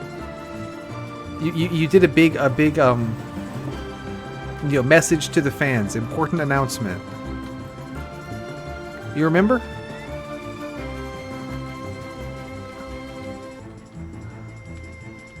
How the fuck do I get? Let me just turn this on.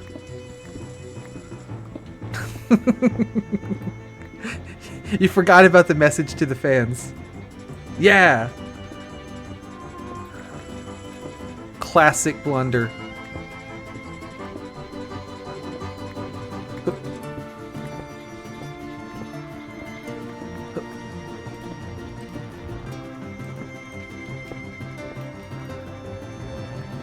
It was really funny when I was playing Fantastic Contraption, because some folks from the Fantastic Contraption like Discord server or something heard I was playing it and came to watch, and it's super friendly and stuff, but it was like literally everyone in the chat was significantly better at the game than I was. It's like, this is gonna be fucking miserable to watch as I'm just like clowning around doing nothing. Like, oh, just build a rotating pendulum lift, you know? It's that easy. It's like, what the hell do you mean? Why did I put a ladder there? Can I get that back? Oh, I might just be able to. At the cost of just a shit ton of sandstone. There we go. Yep, that's totally fair. I'm actually kind of surprised you were able to stick around for mine. Because Lord knows I'm not very good at the game neither.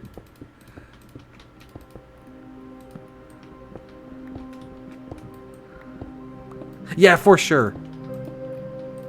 Especially with a very, like, strategy-y heavy game like that. Where it's like, you know the strategy, and it's like they're not seeing, like, the... Like, it's not... It's one thing if it's like, okay, you know, you gotta, you know... You play in Mario, right? Like, oh, jump over this. Oh, bad at 2D platformers. But it's another where it's like, you're not seeing the, like, strategy, you know? I don't know.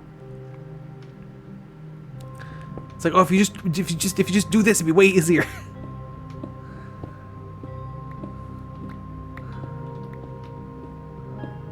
What gets me is something that I really like, you know, a game or something, and you know, you see someone complaining about some aspect of it, and it's like, no, I swear, if you do XYZ,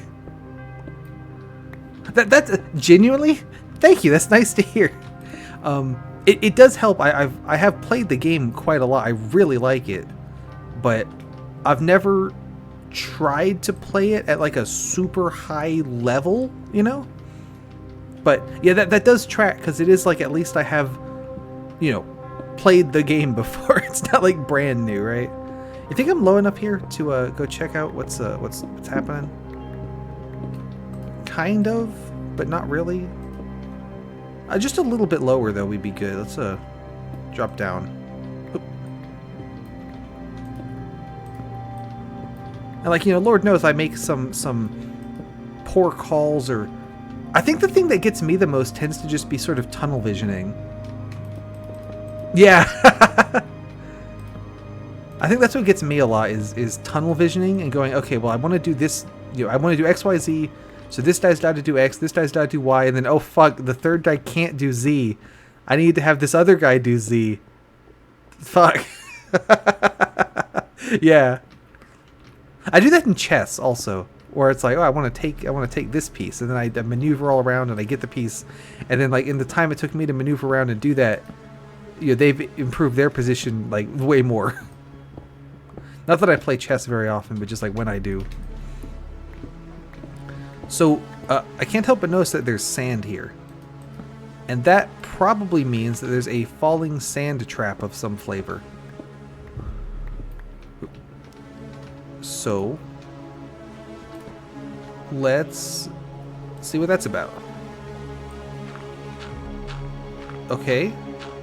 It does not appear to be killing me. Which is interesting.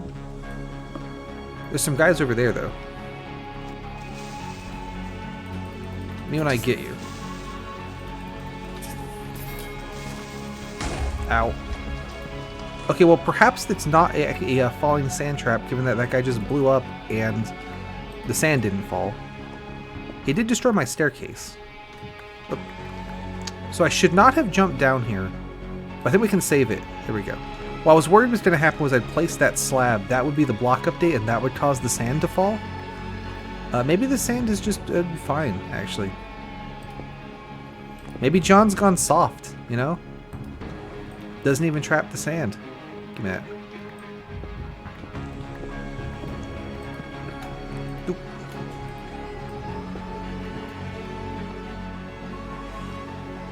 I find it's very easy to get frustrated. Thank you. Have a good one. I feel like it's very easy to get frustrated also with like puzzle games where you know the answer to the puzzle and they don't. But at some level, I think the puzzle games is more forgivable because you go in expecting them to not know the puzzle solutions, because why would they? But with like strategy stuff specifically, it's, I don't know, it's different because it's like, it's not like this is, you know, solving the game. It's just like, here's, good things to look out for, and not knowing those is like frustrating. like almost more so than not knowing a particular puzzle solution. Even though sitting there while someone tries to figure out a particular puzzle solution can also be really irritating. Okay, we've looped around somehow to somewhere I've already been. So that's, that's good. Cross that path off. Get some torches up here. Now, I don't think this sand actually serves any purpose at all, which is interesting. I kind of feel like maybe there's just sand here.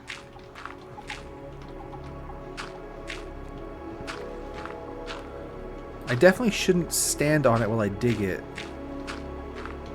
So I'm on this slab. I would like more sand. I don't have much sand, and gravity blocks are really handy. Maybe get like a stack of it.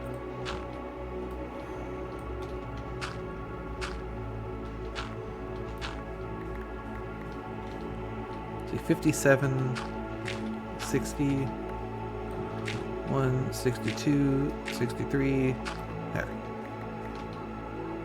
That looks good. Now I know there's another area later that has plenty of sand, so we don't need to get, a ton.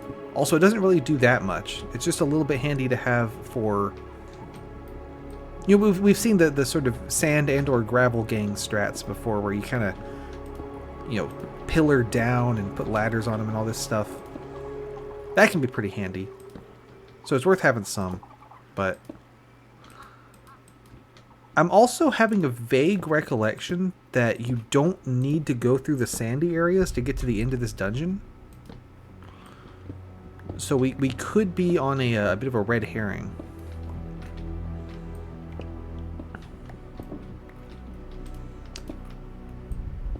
But we'll see it through. Now there is a guy over there who I would prefer not be there. Me when I get you. Alright, problem solved. So there's light there.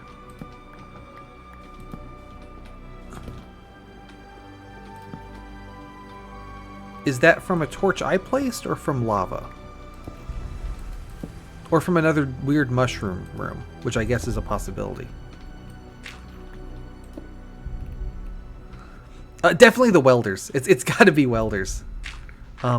Off camera, a couple years ago at this point, I tried doing Pokemon Platinum, but only using the in-game trade Pokemon. From the first point, you're able to get one. Let's block this up. So discounting min welders, because it's basically cheating. Pokemon Platinum with only in-game trade Pokemon starts off abysmally bad. Like, it sucks so hard, because the first trade Pokemon you can get is an Abra, and you trade it for like a Machop or something. So you used to catch a wild Machop, trade it, and so this Abra is super low level, so it doesn't know any fucking moves. And you have to evolve the sucker into Kadabra, because the first gym is rock type. Anyway, and so you do get the TM for return, which is a normal attack, and it does like physical damage, which is both are not things Abra's good at all. And then you get the Kadabra evolves at, I want to say 16, and so you get the fun bonus of, because it's traded and you don't have any gym badges yet, it won't listen to you once it gets past level 10. But you absolutely do need to evolve the sucker, because there's no way in the world you're beating a bunch of rock types with a normal type move with a fucking Abra. So you have to grind it. Well, half the time it doesn't listen to you. And when it doesn't listen to you, one of the things it can do is use a different move than what you called for.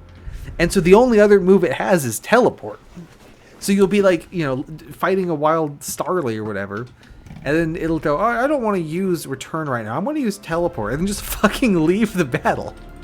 And it's the worst thing ever. It sucks. It's so bad.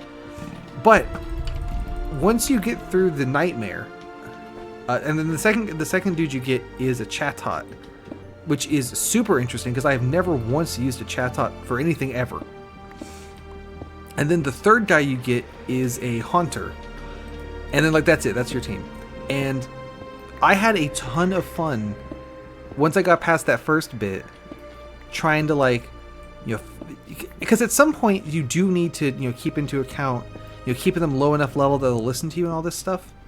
And, you know, by the end of the game, it doesn't matter anymore. But I still tried to, you know, keep them as low level as I reasonably could.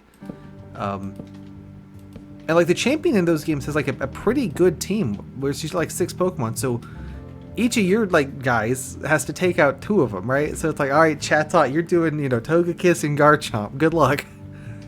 And I really enjoyed that. And then a while after that, a guy whose whole shtick is doing Pokemon challenges, and I'm pretty sure I actually got the idea from him. He got around to doing Platinum with in-game trades.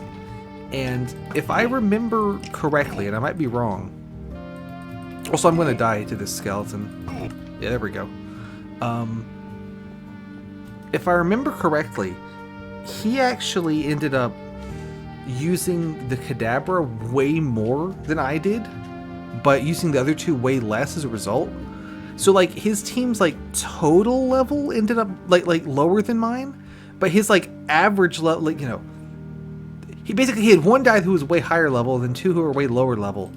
So in my mind, I did better because my like, you know, my highest level was lower than his, right? Even if his like level total, you add all 3 together, because he just like didn't fucking use the Chatot, that kind of thing. That one was a lot of fun. Would have been not very good like stream though, because it took. I don't know why I'm going this way, because now that I think about it, all that shit is gonna have despawned. So let's just not. If that's far enough away that the chunks aren't loaded, then I have as long as I want to get it back. And if they are loaded, this travel's going to take way too goddamn long. So let's just restock everything like before we leave. I don't think I actually lost anything all that valuable, so. That's one thing I like about these old ass versions of the game is you can't really get anything that's irreplaceable. So if you lose it, it doesn't really matter. Yeah, one thing I would love to do more of, but I just don't want to, is do more like, you know, cut these down into some kind of like edited form that like are interesting. But that's never gonna happen. I'm way too lazy to do that. Yeah, like I don't think I know how to do that. I think it certainly could be done, but not by me, you know? Because there's not... It was very difficult to get a good angle on the whole thing that would really show, like, what in the hell was happening. And a lot of the fun comes from the, like, you know, the process, right? Of, like, how did we get here? Why are we making these paths that, like, snake all over everything? Like, what's going on? So I agree that would be very hard to sort of edit. Yes, also true is I absolutely love the explanation for the A-Press stuff, but you can't really do, I mean, without, like, you know, lots of time skip and stuff, like, you, or even just like tasking in general seems like it would be more of a pain to try to show off live than like interesting, because it'd just be like, oh well, that button combination didn't work. Yui used to do stream edits, and I really like how she did them, but they're way too time consuming, so I think she's had to stop doing them, which kind of sucks, but so be it.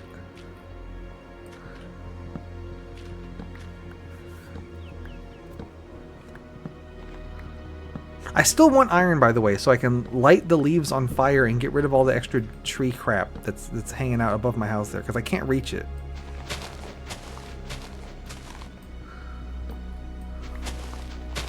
One thing I really enjoy with a lot of Doug videos is how he'll have like an A plot and a B plot almost, where like the A plot is whatever challenge he's trying to do, but then there's also a B plot where chat just like decides that they're really into whatever thing, and then, you know. One of the best ones for that particular style, in my humble opinion, is a fairly old one. And I think the challenge was like, can you bike up this mountain in GTA with voice commands? And at one point, stop me if you've already seen this one, but one of the commands someone suggests should be poob. And they're trying to figure out what the fuck poob is. And obviously this guy, I'm pretty sure he was trying to just say like poop or something as a joke, and he typoed it. Anyway, yeah. We're like halfway, like 3/4 of the way through the video, he goes like, oh yeah, also we beat the challenge, but more importantly, and the entire like conceit of it being a challenge video gets dropped and turned into a like, is the name poob or ploob? It's great. I cannot think of any other challenge video where they would just go like 3/4 of the way through the video. Oh yeah, I beat the challenge, but it's awesome. Just like fully admitting that the challenge is like more or less irrelevant. Gimme.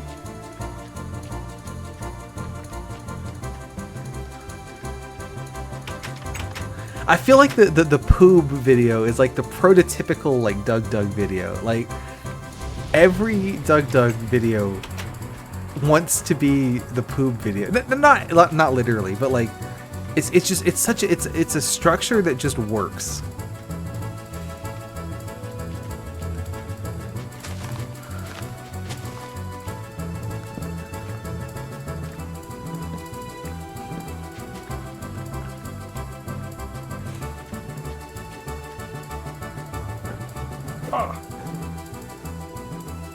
Yeah, for sure. It's the whole just interaction in general. He is incredibly good at. It's very impressive, and I'm really impressed too with how, as he's like blown up, you know, and like is no longer able to individually like interact. Like you can't set up something where just like, I'll just kind of try to generally read messages and see what people are feeling. I feel like he's done a very good job sort of adapting to that and still doing stuff that feels interactive, you know, which is very, very difficult.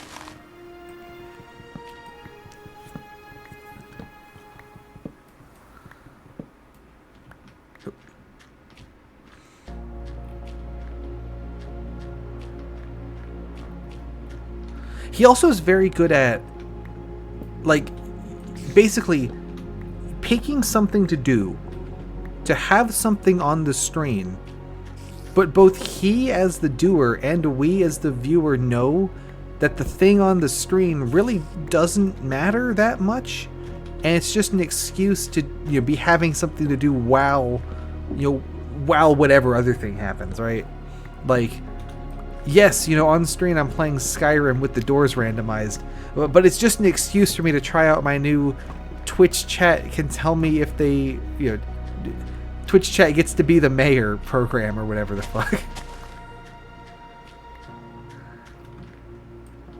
And like playing the game enough that something is happening, but not focusing so much on the game as to ignore whatever other gimmick is going on, more or less.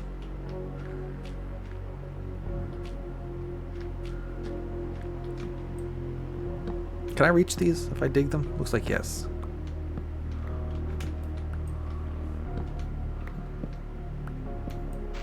I figure I would get 1 axe worth of wood. That should be pretty good.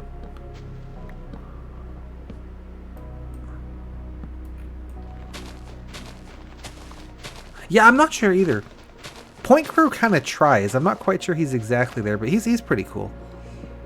I really enjoyed the clip that came out sort of recently where they used the new knock feature. Yeah. But like they fucked it up and couldn't hear each other. They could just hear like the messages and shit. And so they both just completely derailed each other. That one was pretty awesome. I like that.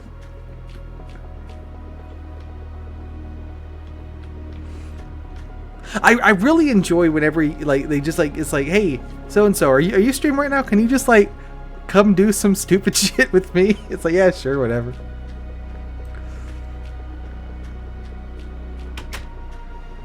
Whoop, whoop.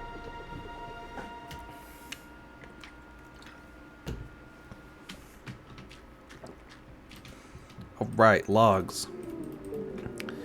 And then these go in there. Okay, now we need to make pickaxes.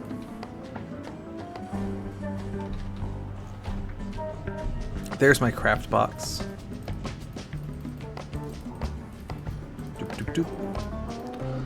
And now I need to get enough stone to make more pickaxes.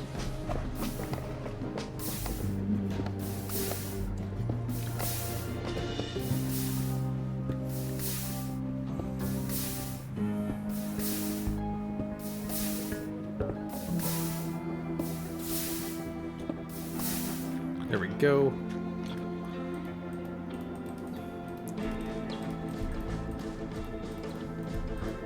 And then I want to bring some extra sticks with me to go make torches with.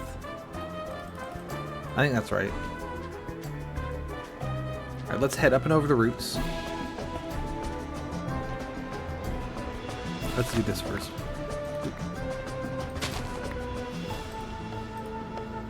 There's one. Especially while the farm is not full on seeds. I really want to make sure to go harvest it every time I see anything, because you know that'll sort of speed up the growth because there'll be more seeds growing. So let's go ahead and knock those out. This one.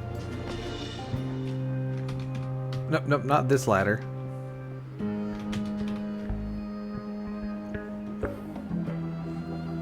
Up and over here.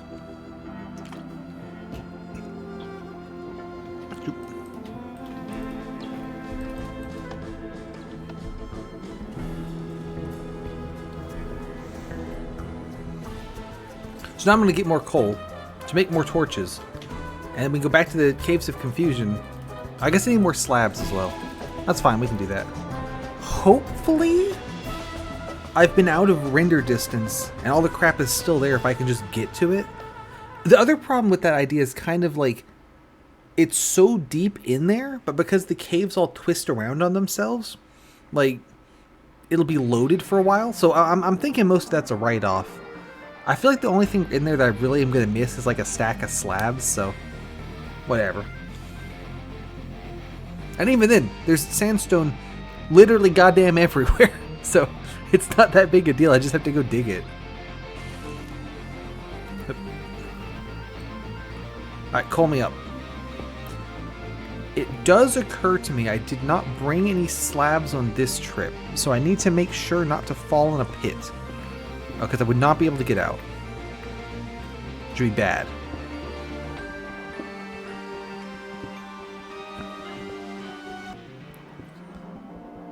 You might also have noticed, like, I have not collected, like, any wools yet.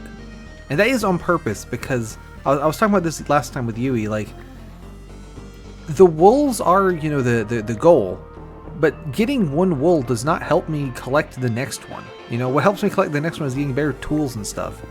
So it makes the most sense to me to, you know, force my way through to where I can collect good tools and things, and then sort of backtrack. Which I guess is what I was kind of getting annoyed with Goose for doing, is getting the tools first and then playing the map. But that's kind of why I haven't bothered. Like, I could go, you know, there's a dungeon that way and there's a dungeon that way. And in theory, they're balanced for having, like, low gear like I do. So we could, you know, do them. But I don't even know where the monument is yet, right? Like, doing them now doesn't really benefit me, like, at all. So that's why I am choosing to just sort of work on infrastructure and exploration instead. It's kind of my thoughts.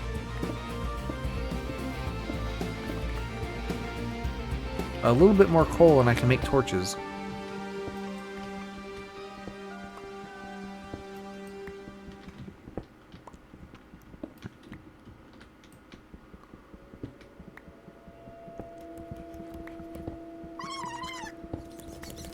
Let's see.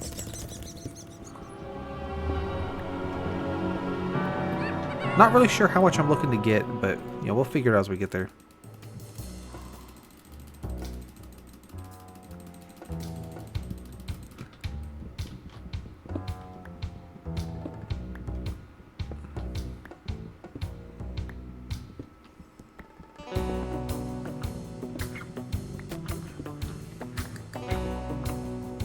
I guess this is the kind of thing I could just do off stream and you know, put on a video or something and just like mindlessly dig coal while I watch something more interesting. I don't know how I feel about doing stuff off stream because, like, on one hand, this is not very interesting. On the other hand, how are you going to know I didn't jump, right? So I think there's some authenticity that comes from doing it all, like, live. But I think there's also a lot of boredom that comes from doing it all live.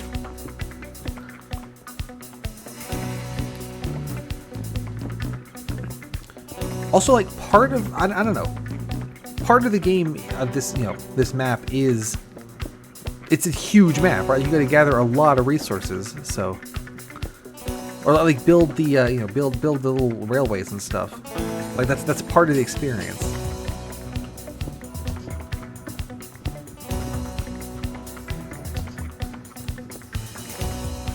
So I want to get probably at least a stack and a half that'll fit in the torches. Fit in the furnaces.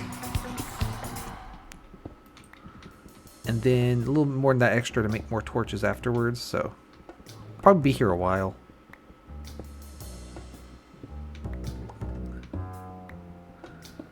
Yeah, at this point it's mostly just a yap fest. It's not. It's the kind of thing where I have the no jump on as like something to be going on, but it's not really the main focus. You know how some games are like that, or like party games, you know, or like sometimes you're there to play the game, and sometimes the game is there so that you talk to your friends, and the game doesn't really matter that much.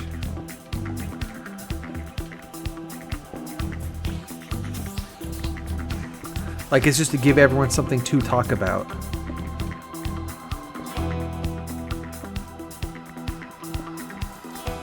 More so than, like, this is requiring all of my skill and concentration. I must plan the best move.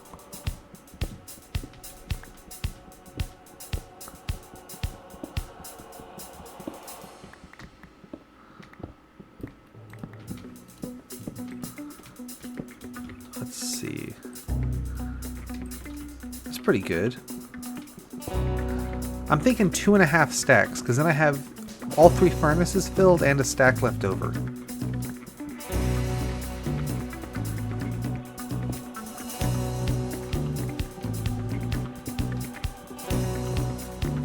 Also, I should make armor next time I go to Caves of Confusion, now that we're actually seeing mobs. I have a lot of leather, so I can do that. I just wasn't bothering because we weren't seeing any mobs anyway. And I can bring some breads. Oh, that's another thing with waking up is it's not the first map after the like big like hunger overhaul stuff happened. But I still feel like it was relatively new after that. And I think part of the balancing issues might be related to not knowing how to balance against regenerating hunger, basically. Where, you know, where in previous you could wear down a player by throwing a lot of small stuff at them, like over a whole dungeon. Now it's like insta-kill traps or nothing, right? Like 300 zombies all mobbing you, or it doesn't matter. So I do wonder how much of the balancing issues just come from like not being used to the regenerating health and stuff yet. It's also sort of interesting from like a resource management perspective, because you know you have to now, the player has to, it suddenly goes from the player being able to grow their own food is a massive advantage for them to like they have to be able to do that or the map is unplayable. So it's you know, you have to give Like in Waking Up, there was the mushroom minecart bowl system thing, and I mean, I guess that works. But you know, it's the kind of thing where it is something that now has to be thought about. Take me away.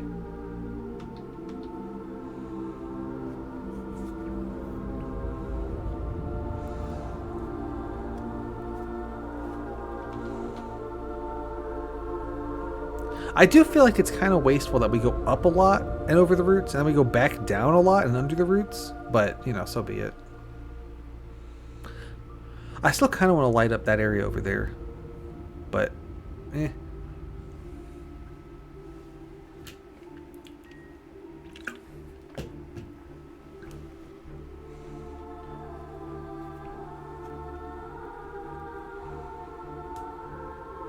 Because I'm worried about guys spawning like under that overhang and then like shooting me out of the rail cart, but I'm not sure how realistic a concern that is.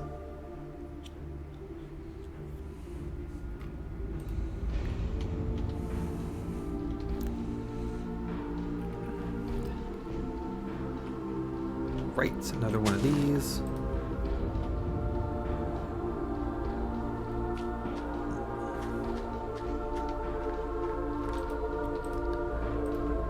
Like, I know one of the, like, proposals almost in... I want to call it one of the tutorials for this map. They're not really tutorials, but he did make, like, a training ground, almost, to just sort of demonstrate some of the stuff you might see in the maps. And, like, one of the metrics that was considered was, like, if you have 4 slots in your inventory that are... you know, full stacks of wheat and then 1 for a crafting table, you can heal this much damage. And if you have, you know, the same of like mushrooms and bowls and stuff, you can heal this much. And I'm like, who in their right mind is carrying around stacks of wheat and a crafting table? But I don't know, just the thought of, you know, having so you go from like that being like insane to have that much to the player has to have infinite food because otherwise they starve to death and just can't play the game. I'm thinking more swords also because there's so many cobwebs. How we doing so far? Just put that over there.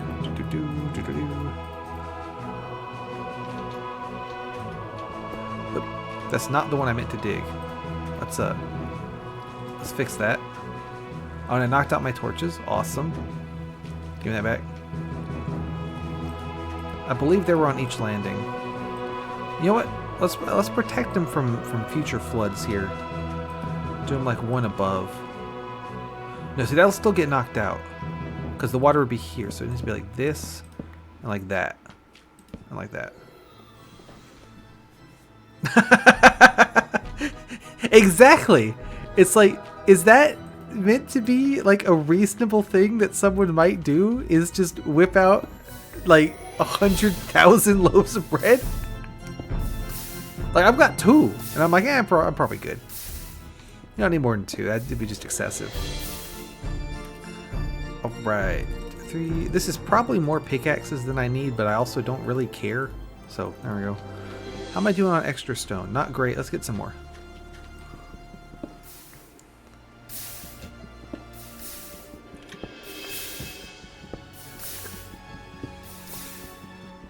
That's also why in Sunburn Islands I made the mushroom farm, was because that one there's just, you know, like not enough dirt to really do like a wheat farm because you kind of want the dirt for trees, you know, which I think is interesting.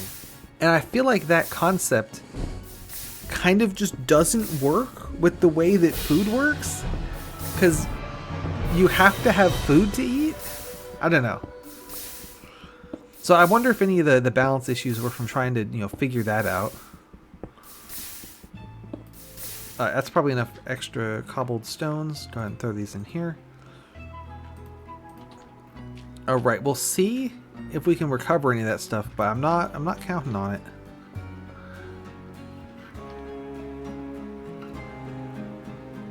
Oh, I didn't make armor. Let's do that. Because I have a bunch of leather. I was trying not to just waste it needlessly, but I mean, I do have a lot, so. Alright, there we go. And let's make a hat, and let's make a shirt. And let's do it right. And let's make pants, and let's make shoes. And put them on. If I was smart, I would have put the armor on while riding the minecart, because it wouldn't have taken any extra time to do it then. But I didn't do that.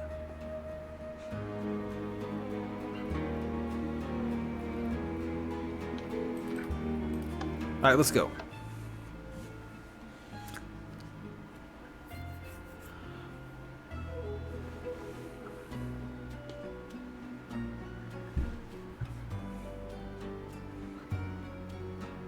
Surely that means something. I'm pretty sure this is not important, though. Oh, yes! An absolute classic. And they do the Desert Bus Charity Marathon, I think, every year or whatever.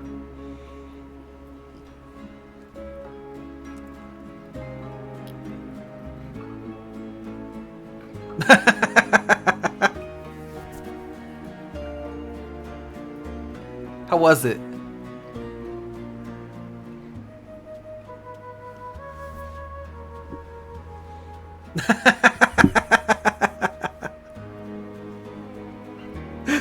That's really funny. Half of the world is like not loading. That's interesting. I'm gonna quickly oh, I'm dead. Fun. Well, that could have gone better.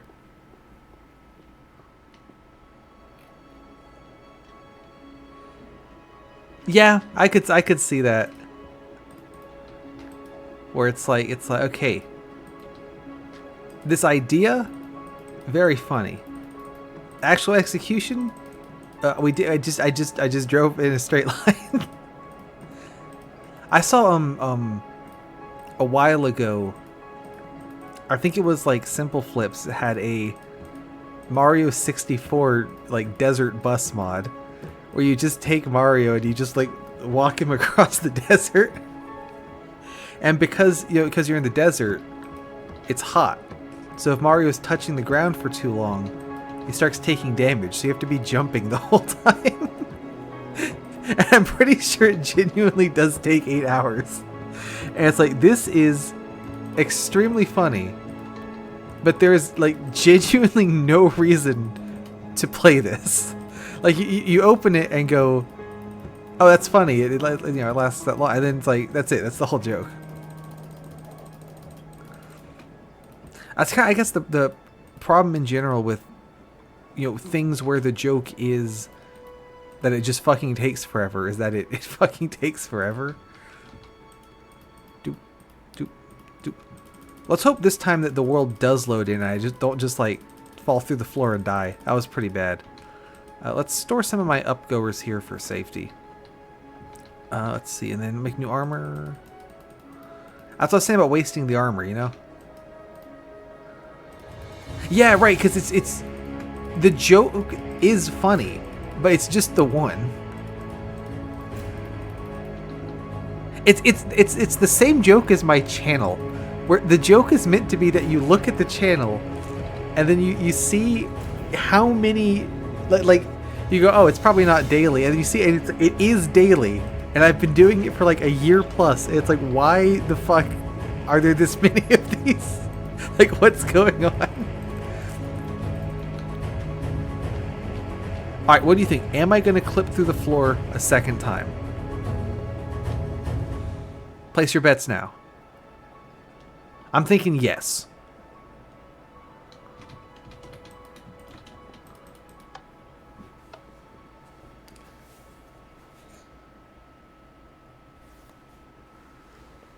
Okay, that's an interesting bet. You've gone that the physics will work. Yeah. That was just one of John's clever traps, you know? Cleverly made the world not load so I would clip through the floor and just die. That's a classic John Super Hostile move.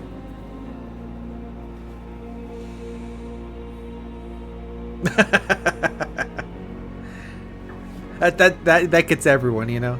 I didn't bring ladders this time because I just like burned like half my supply of ladders.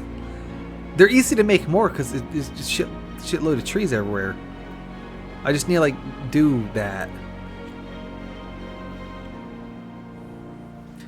So far, so good on the world exists front. There's the ill-fated prior expedition. And there we go, worked great this time. I don't have high hopes on recovering any stuff, especially since I just died, because that just wasted a lot more like loading time. But we'll see how fast we can sort of get back around to wherever the hell I was.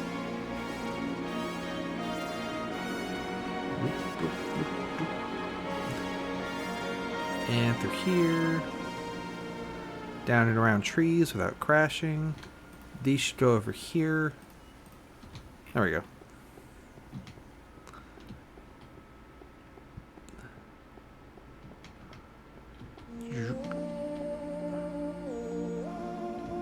And through here. I guess I could dig this coal. But there's so much of it under intersection 1, I don't know why you'd bother. Maybe if you dig all that out or don't find it. Still need to explore down there. Oop. There we go. Problem solved. Guy shooting at me. Guy exploding. That's fine. I would like to replace that. And around here. I think I was up. And then I went down here.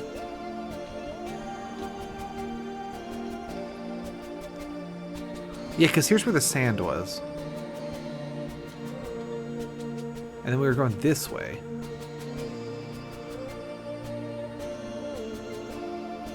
And up and over these routes.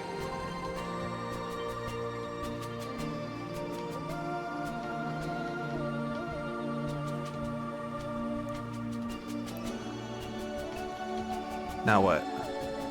Was I here?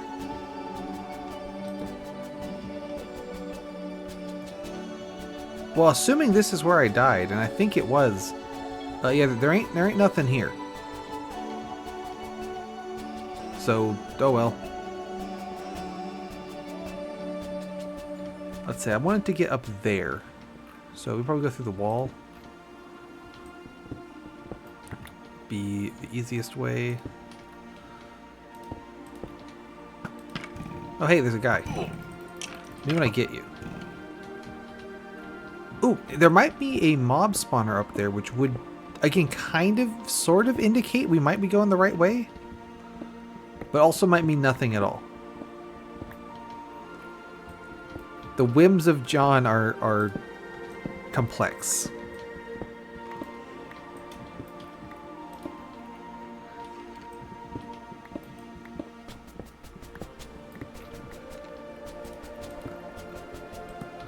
I actually want these next to the torches. Let's go with that.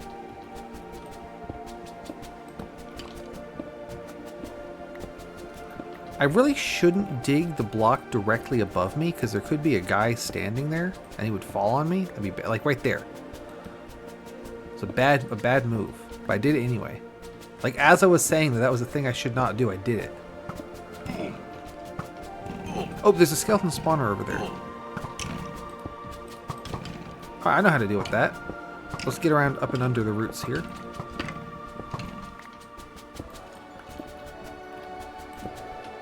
Give me that. And eat a bread. Oop. Oop. I can get a torch here. Go away. This is just like in a Black Desert, the situation that led me to blow up the wool was when I tunneled in from underneath and then got in trouble. Where's the creeper?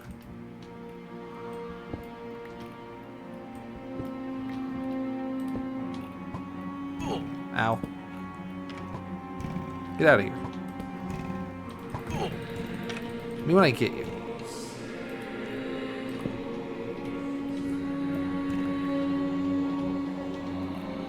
Not seeing a convenient way to get that dude, so we're gonna just ignore him.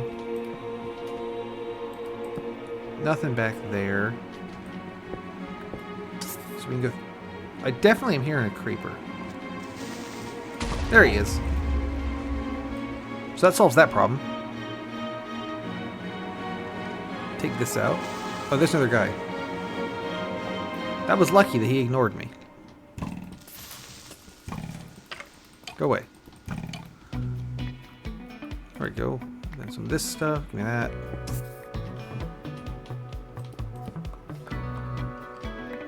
I am tentatively hopeful that finding two spawners next to each other might mean there's actually something here of import. But it could just as easily not mean a damn thing, so.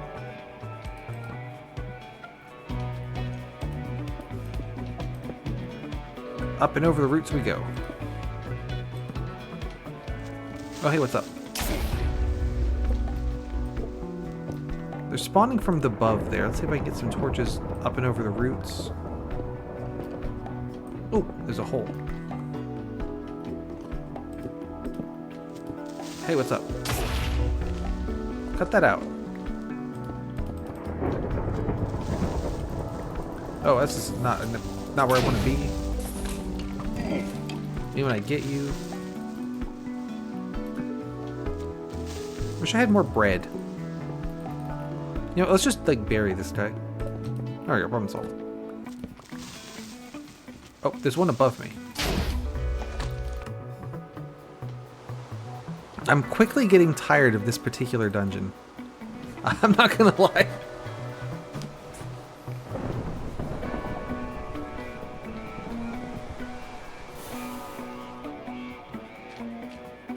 Let me get some trees planted.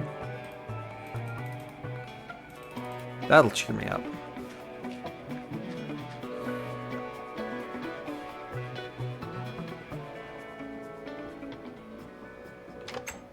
Yeah, I'm gonna say it.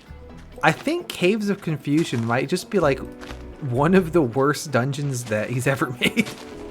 Because the whole point of it is just to be like irritatingly confusing.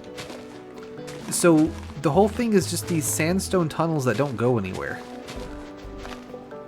It is, you know, it is confusing, but I don't think it ends up being very fun to play.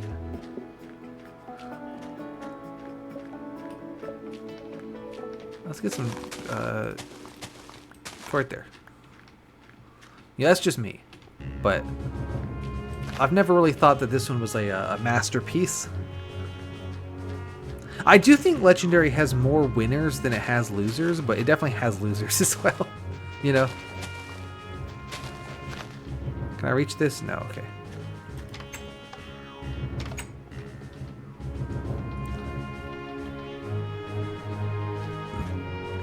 Alright, so dump the saplings. Here we go, sticks, cobbled stones. Make a... get retooled up and stuff. And I'm thinking I might go and get more coal. Because I've just... See, the problem is that I've been bringing like shitloads of torches because I expect to be for a while. And then not being in there for a while. So I need to do a more reasonable estimate of how many torches I'm going to need. Is kind of the problem. Is that I'm not doing a reasonable estimate of how many torches I need. Oh, we got Brave Adventurers into Bridge Builder. Nice. Let's go collect some more wood.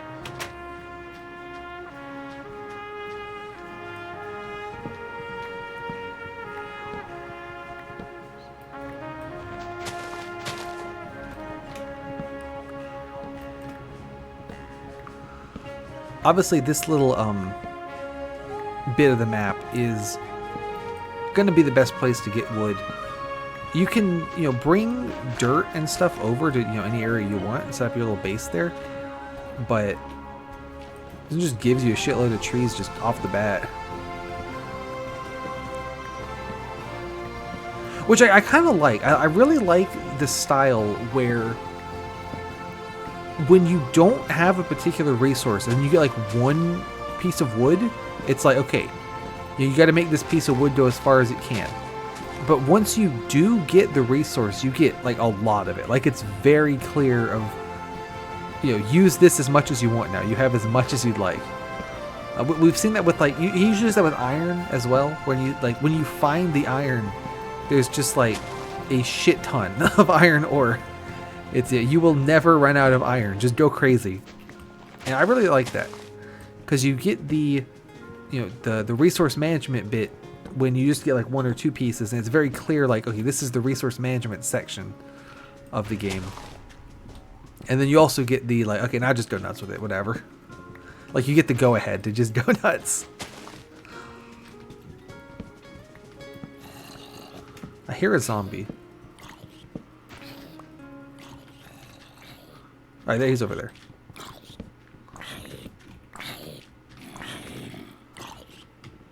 Hey, go in this pit. There we go.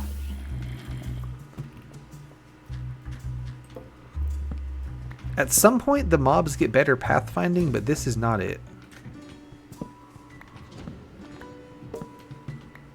Which kind of can make them worse in some cases, because like nowadays most mobs wouldn't just sort of jump off a cliff to get at me, but back in this one they will. So in something like the Caves of Confusion, where there's guys spawning up and over above you, they're scarier here because they can jump down and like blast you. And in the modern game they would not do that.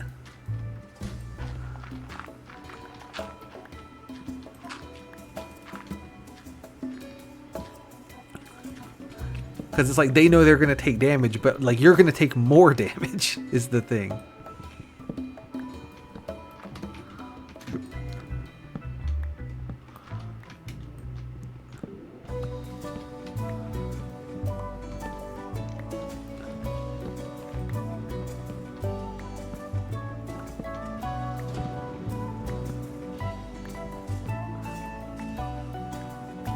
There we go. I guess I need to get back up and over the roots here. We'll make a little path so I can get to the other side too. Might be handy, never know. If I need to come over here for something.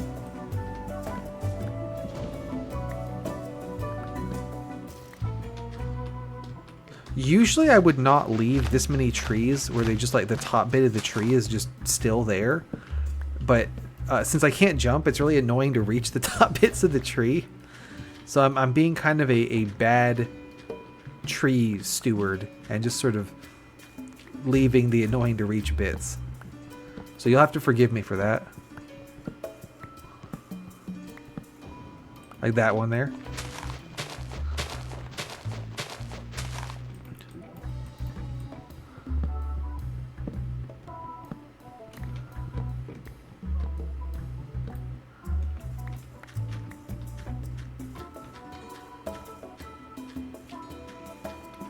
I'm looking for... There we go. There's where we came into the village. So I can kind of extend this staircase. There we go. This corner kind of sucks, though. Let's fix that.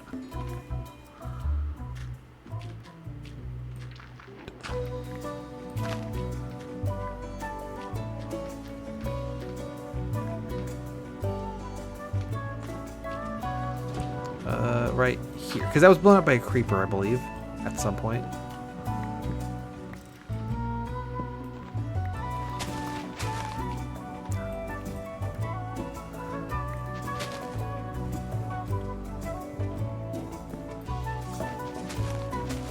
I feel like we should be good for a while now on wood.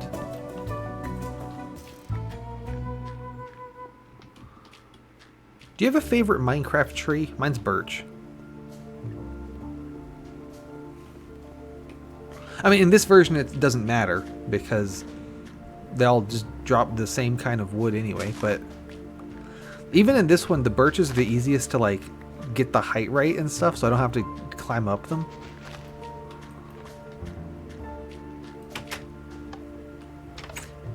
Because the oak tree has the chance to make one of the big oak trees where it like has all the branches and stuff that's really annoying to clean up.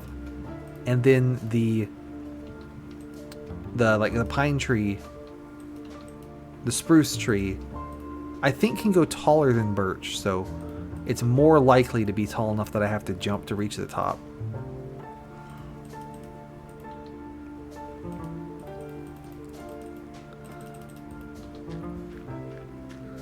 Alright, now let's get some more cobbled stones.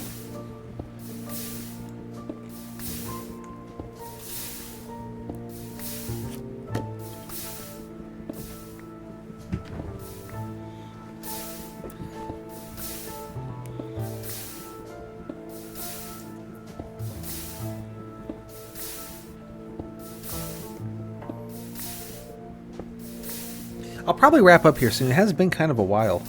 So we'll start next time with going and getting more coal, I guess, and then maybe I'll be less annoyed at this stupid dungeon by then.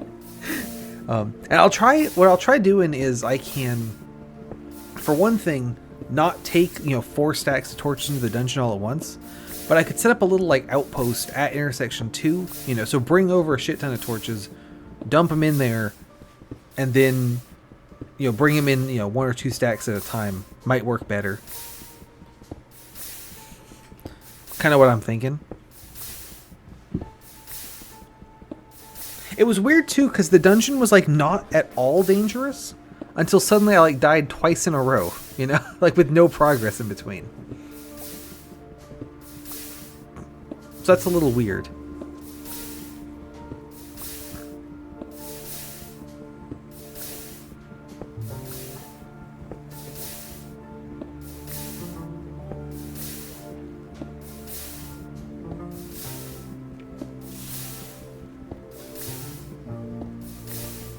Trying to think of what I need.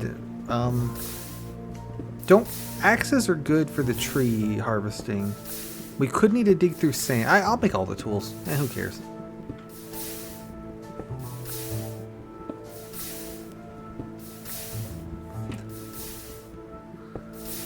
Alright. So since I keep dying, I wanted to have a bunch of cobbled stones to keep in reserve there.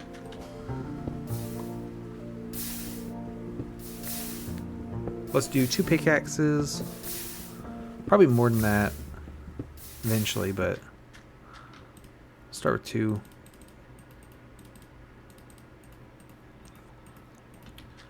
Let's see.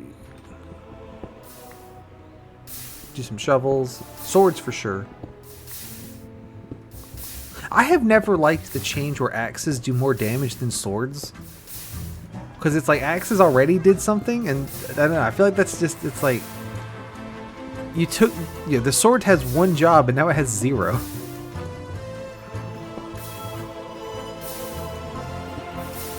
There we go. Although I guess like axes and shovels are not really that widely useful, so, I don't know. Maybe it did need a buff.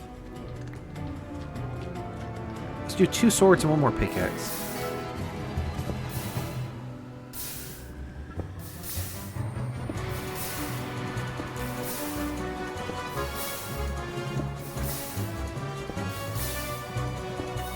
There we go.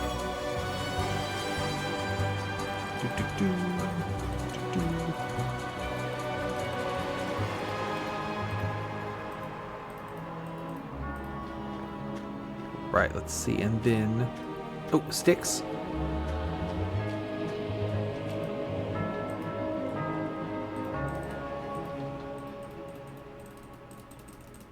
There we go, so when I get over to coal, I can make some new torches with that.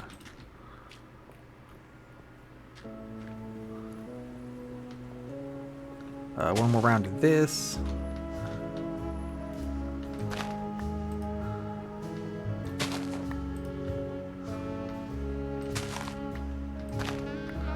This little inner loop thing I made is not really very convenient. because stuff likes to fall inside the loop. But I think it looks cool, so I don't really care. Oh, we might be full up on seeds. No, over here there's a little bit more room.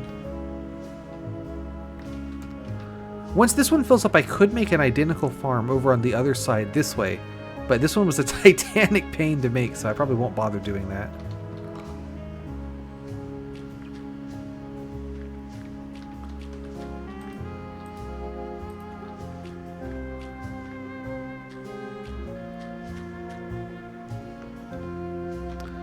So this time I'm going, I do have slabs, but I don't have any full blocks. But I feel like we will be able to acquire some full blocks once we get there.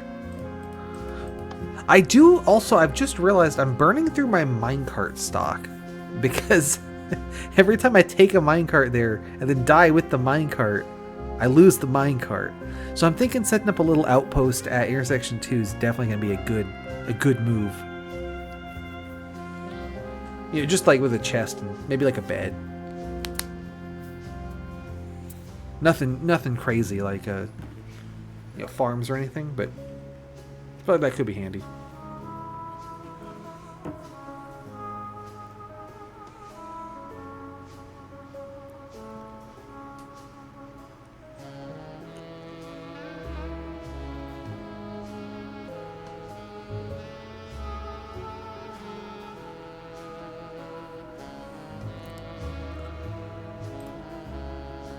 Once again, successfully got a... I guess I've died 3 times over there because of the one that I just clipped through the world. So that's kind of also, I guess, making it feel a little bit more irritating is clipping through the world for no reason and dying. That one was really on me, though. I should have known better than to have the game not load correctly. All right. There's some torches. Knock these out. Get these down. I'll go till this pickaxe breaks. Okay, well there it goes. That wasn't satisfying. I'll do this little bit and then we'll probably call it there for today.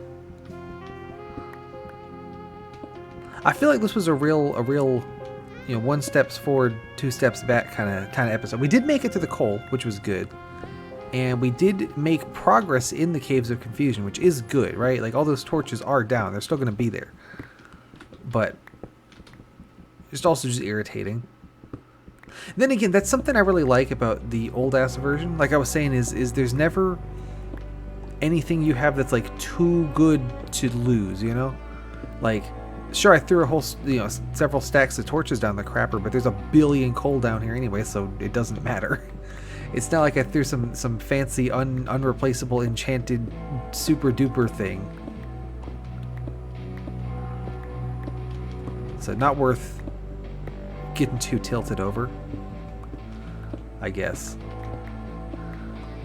I feel like I am reaching maybe the bottom of this particular, or rather the top of this particular like coal vein. It seems like it's kind of drying up.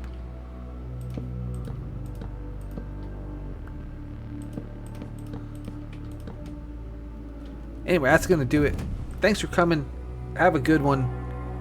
See you next time.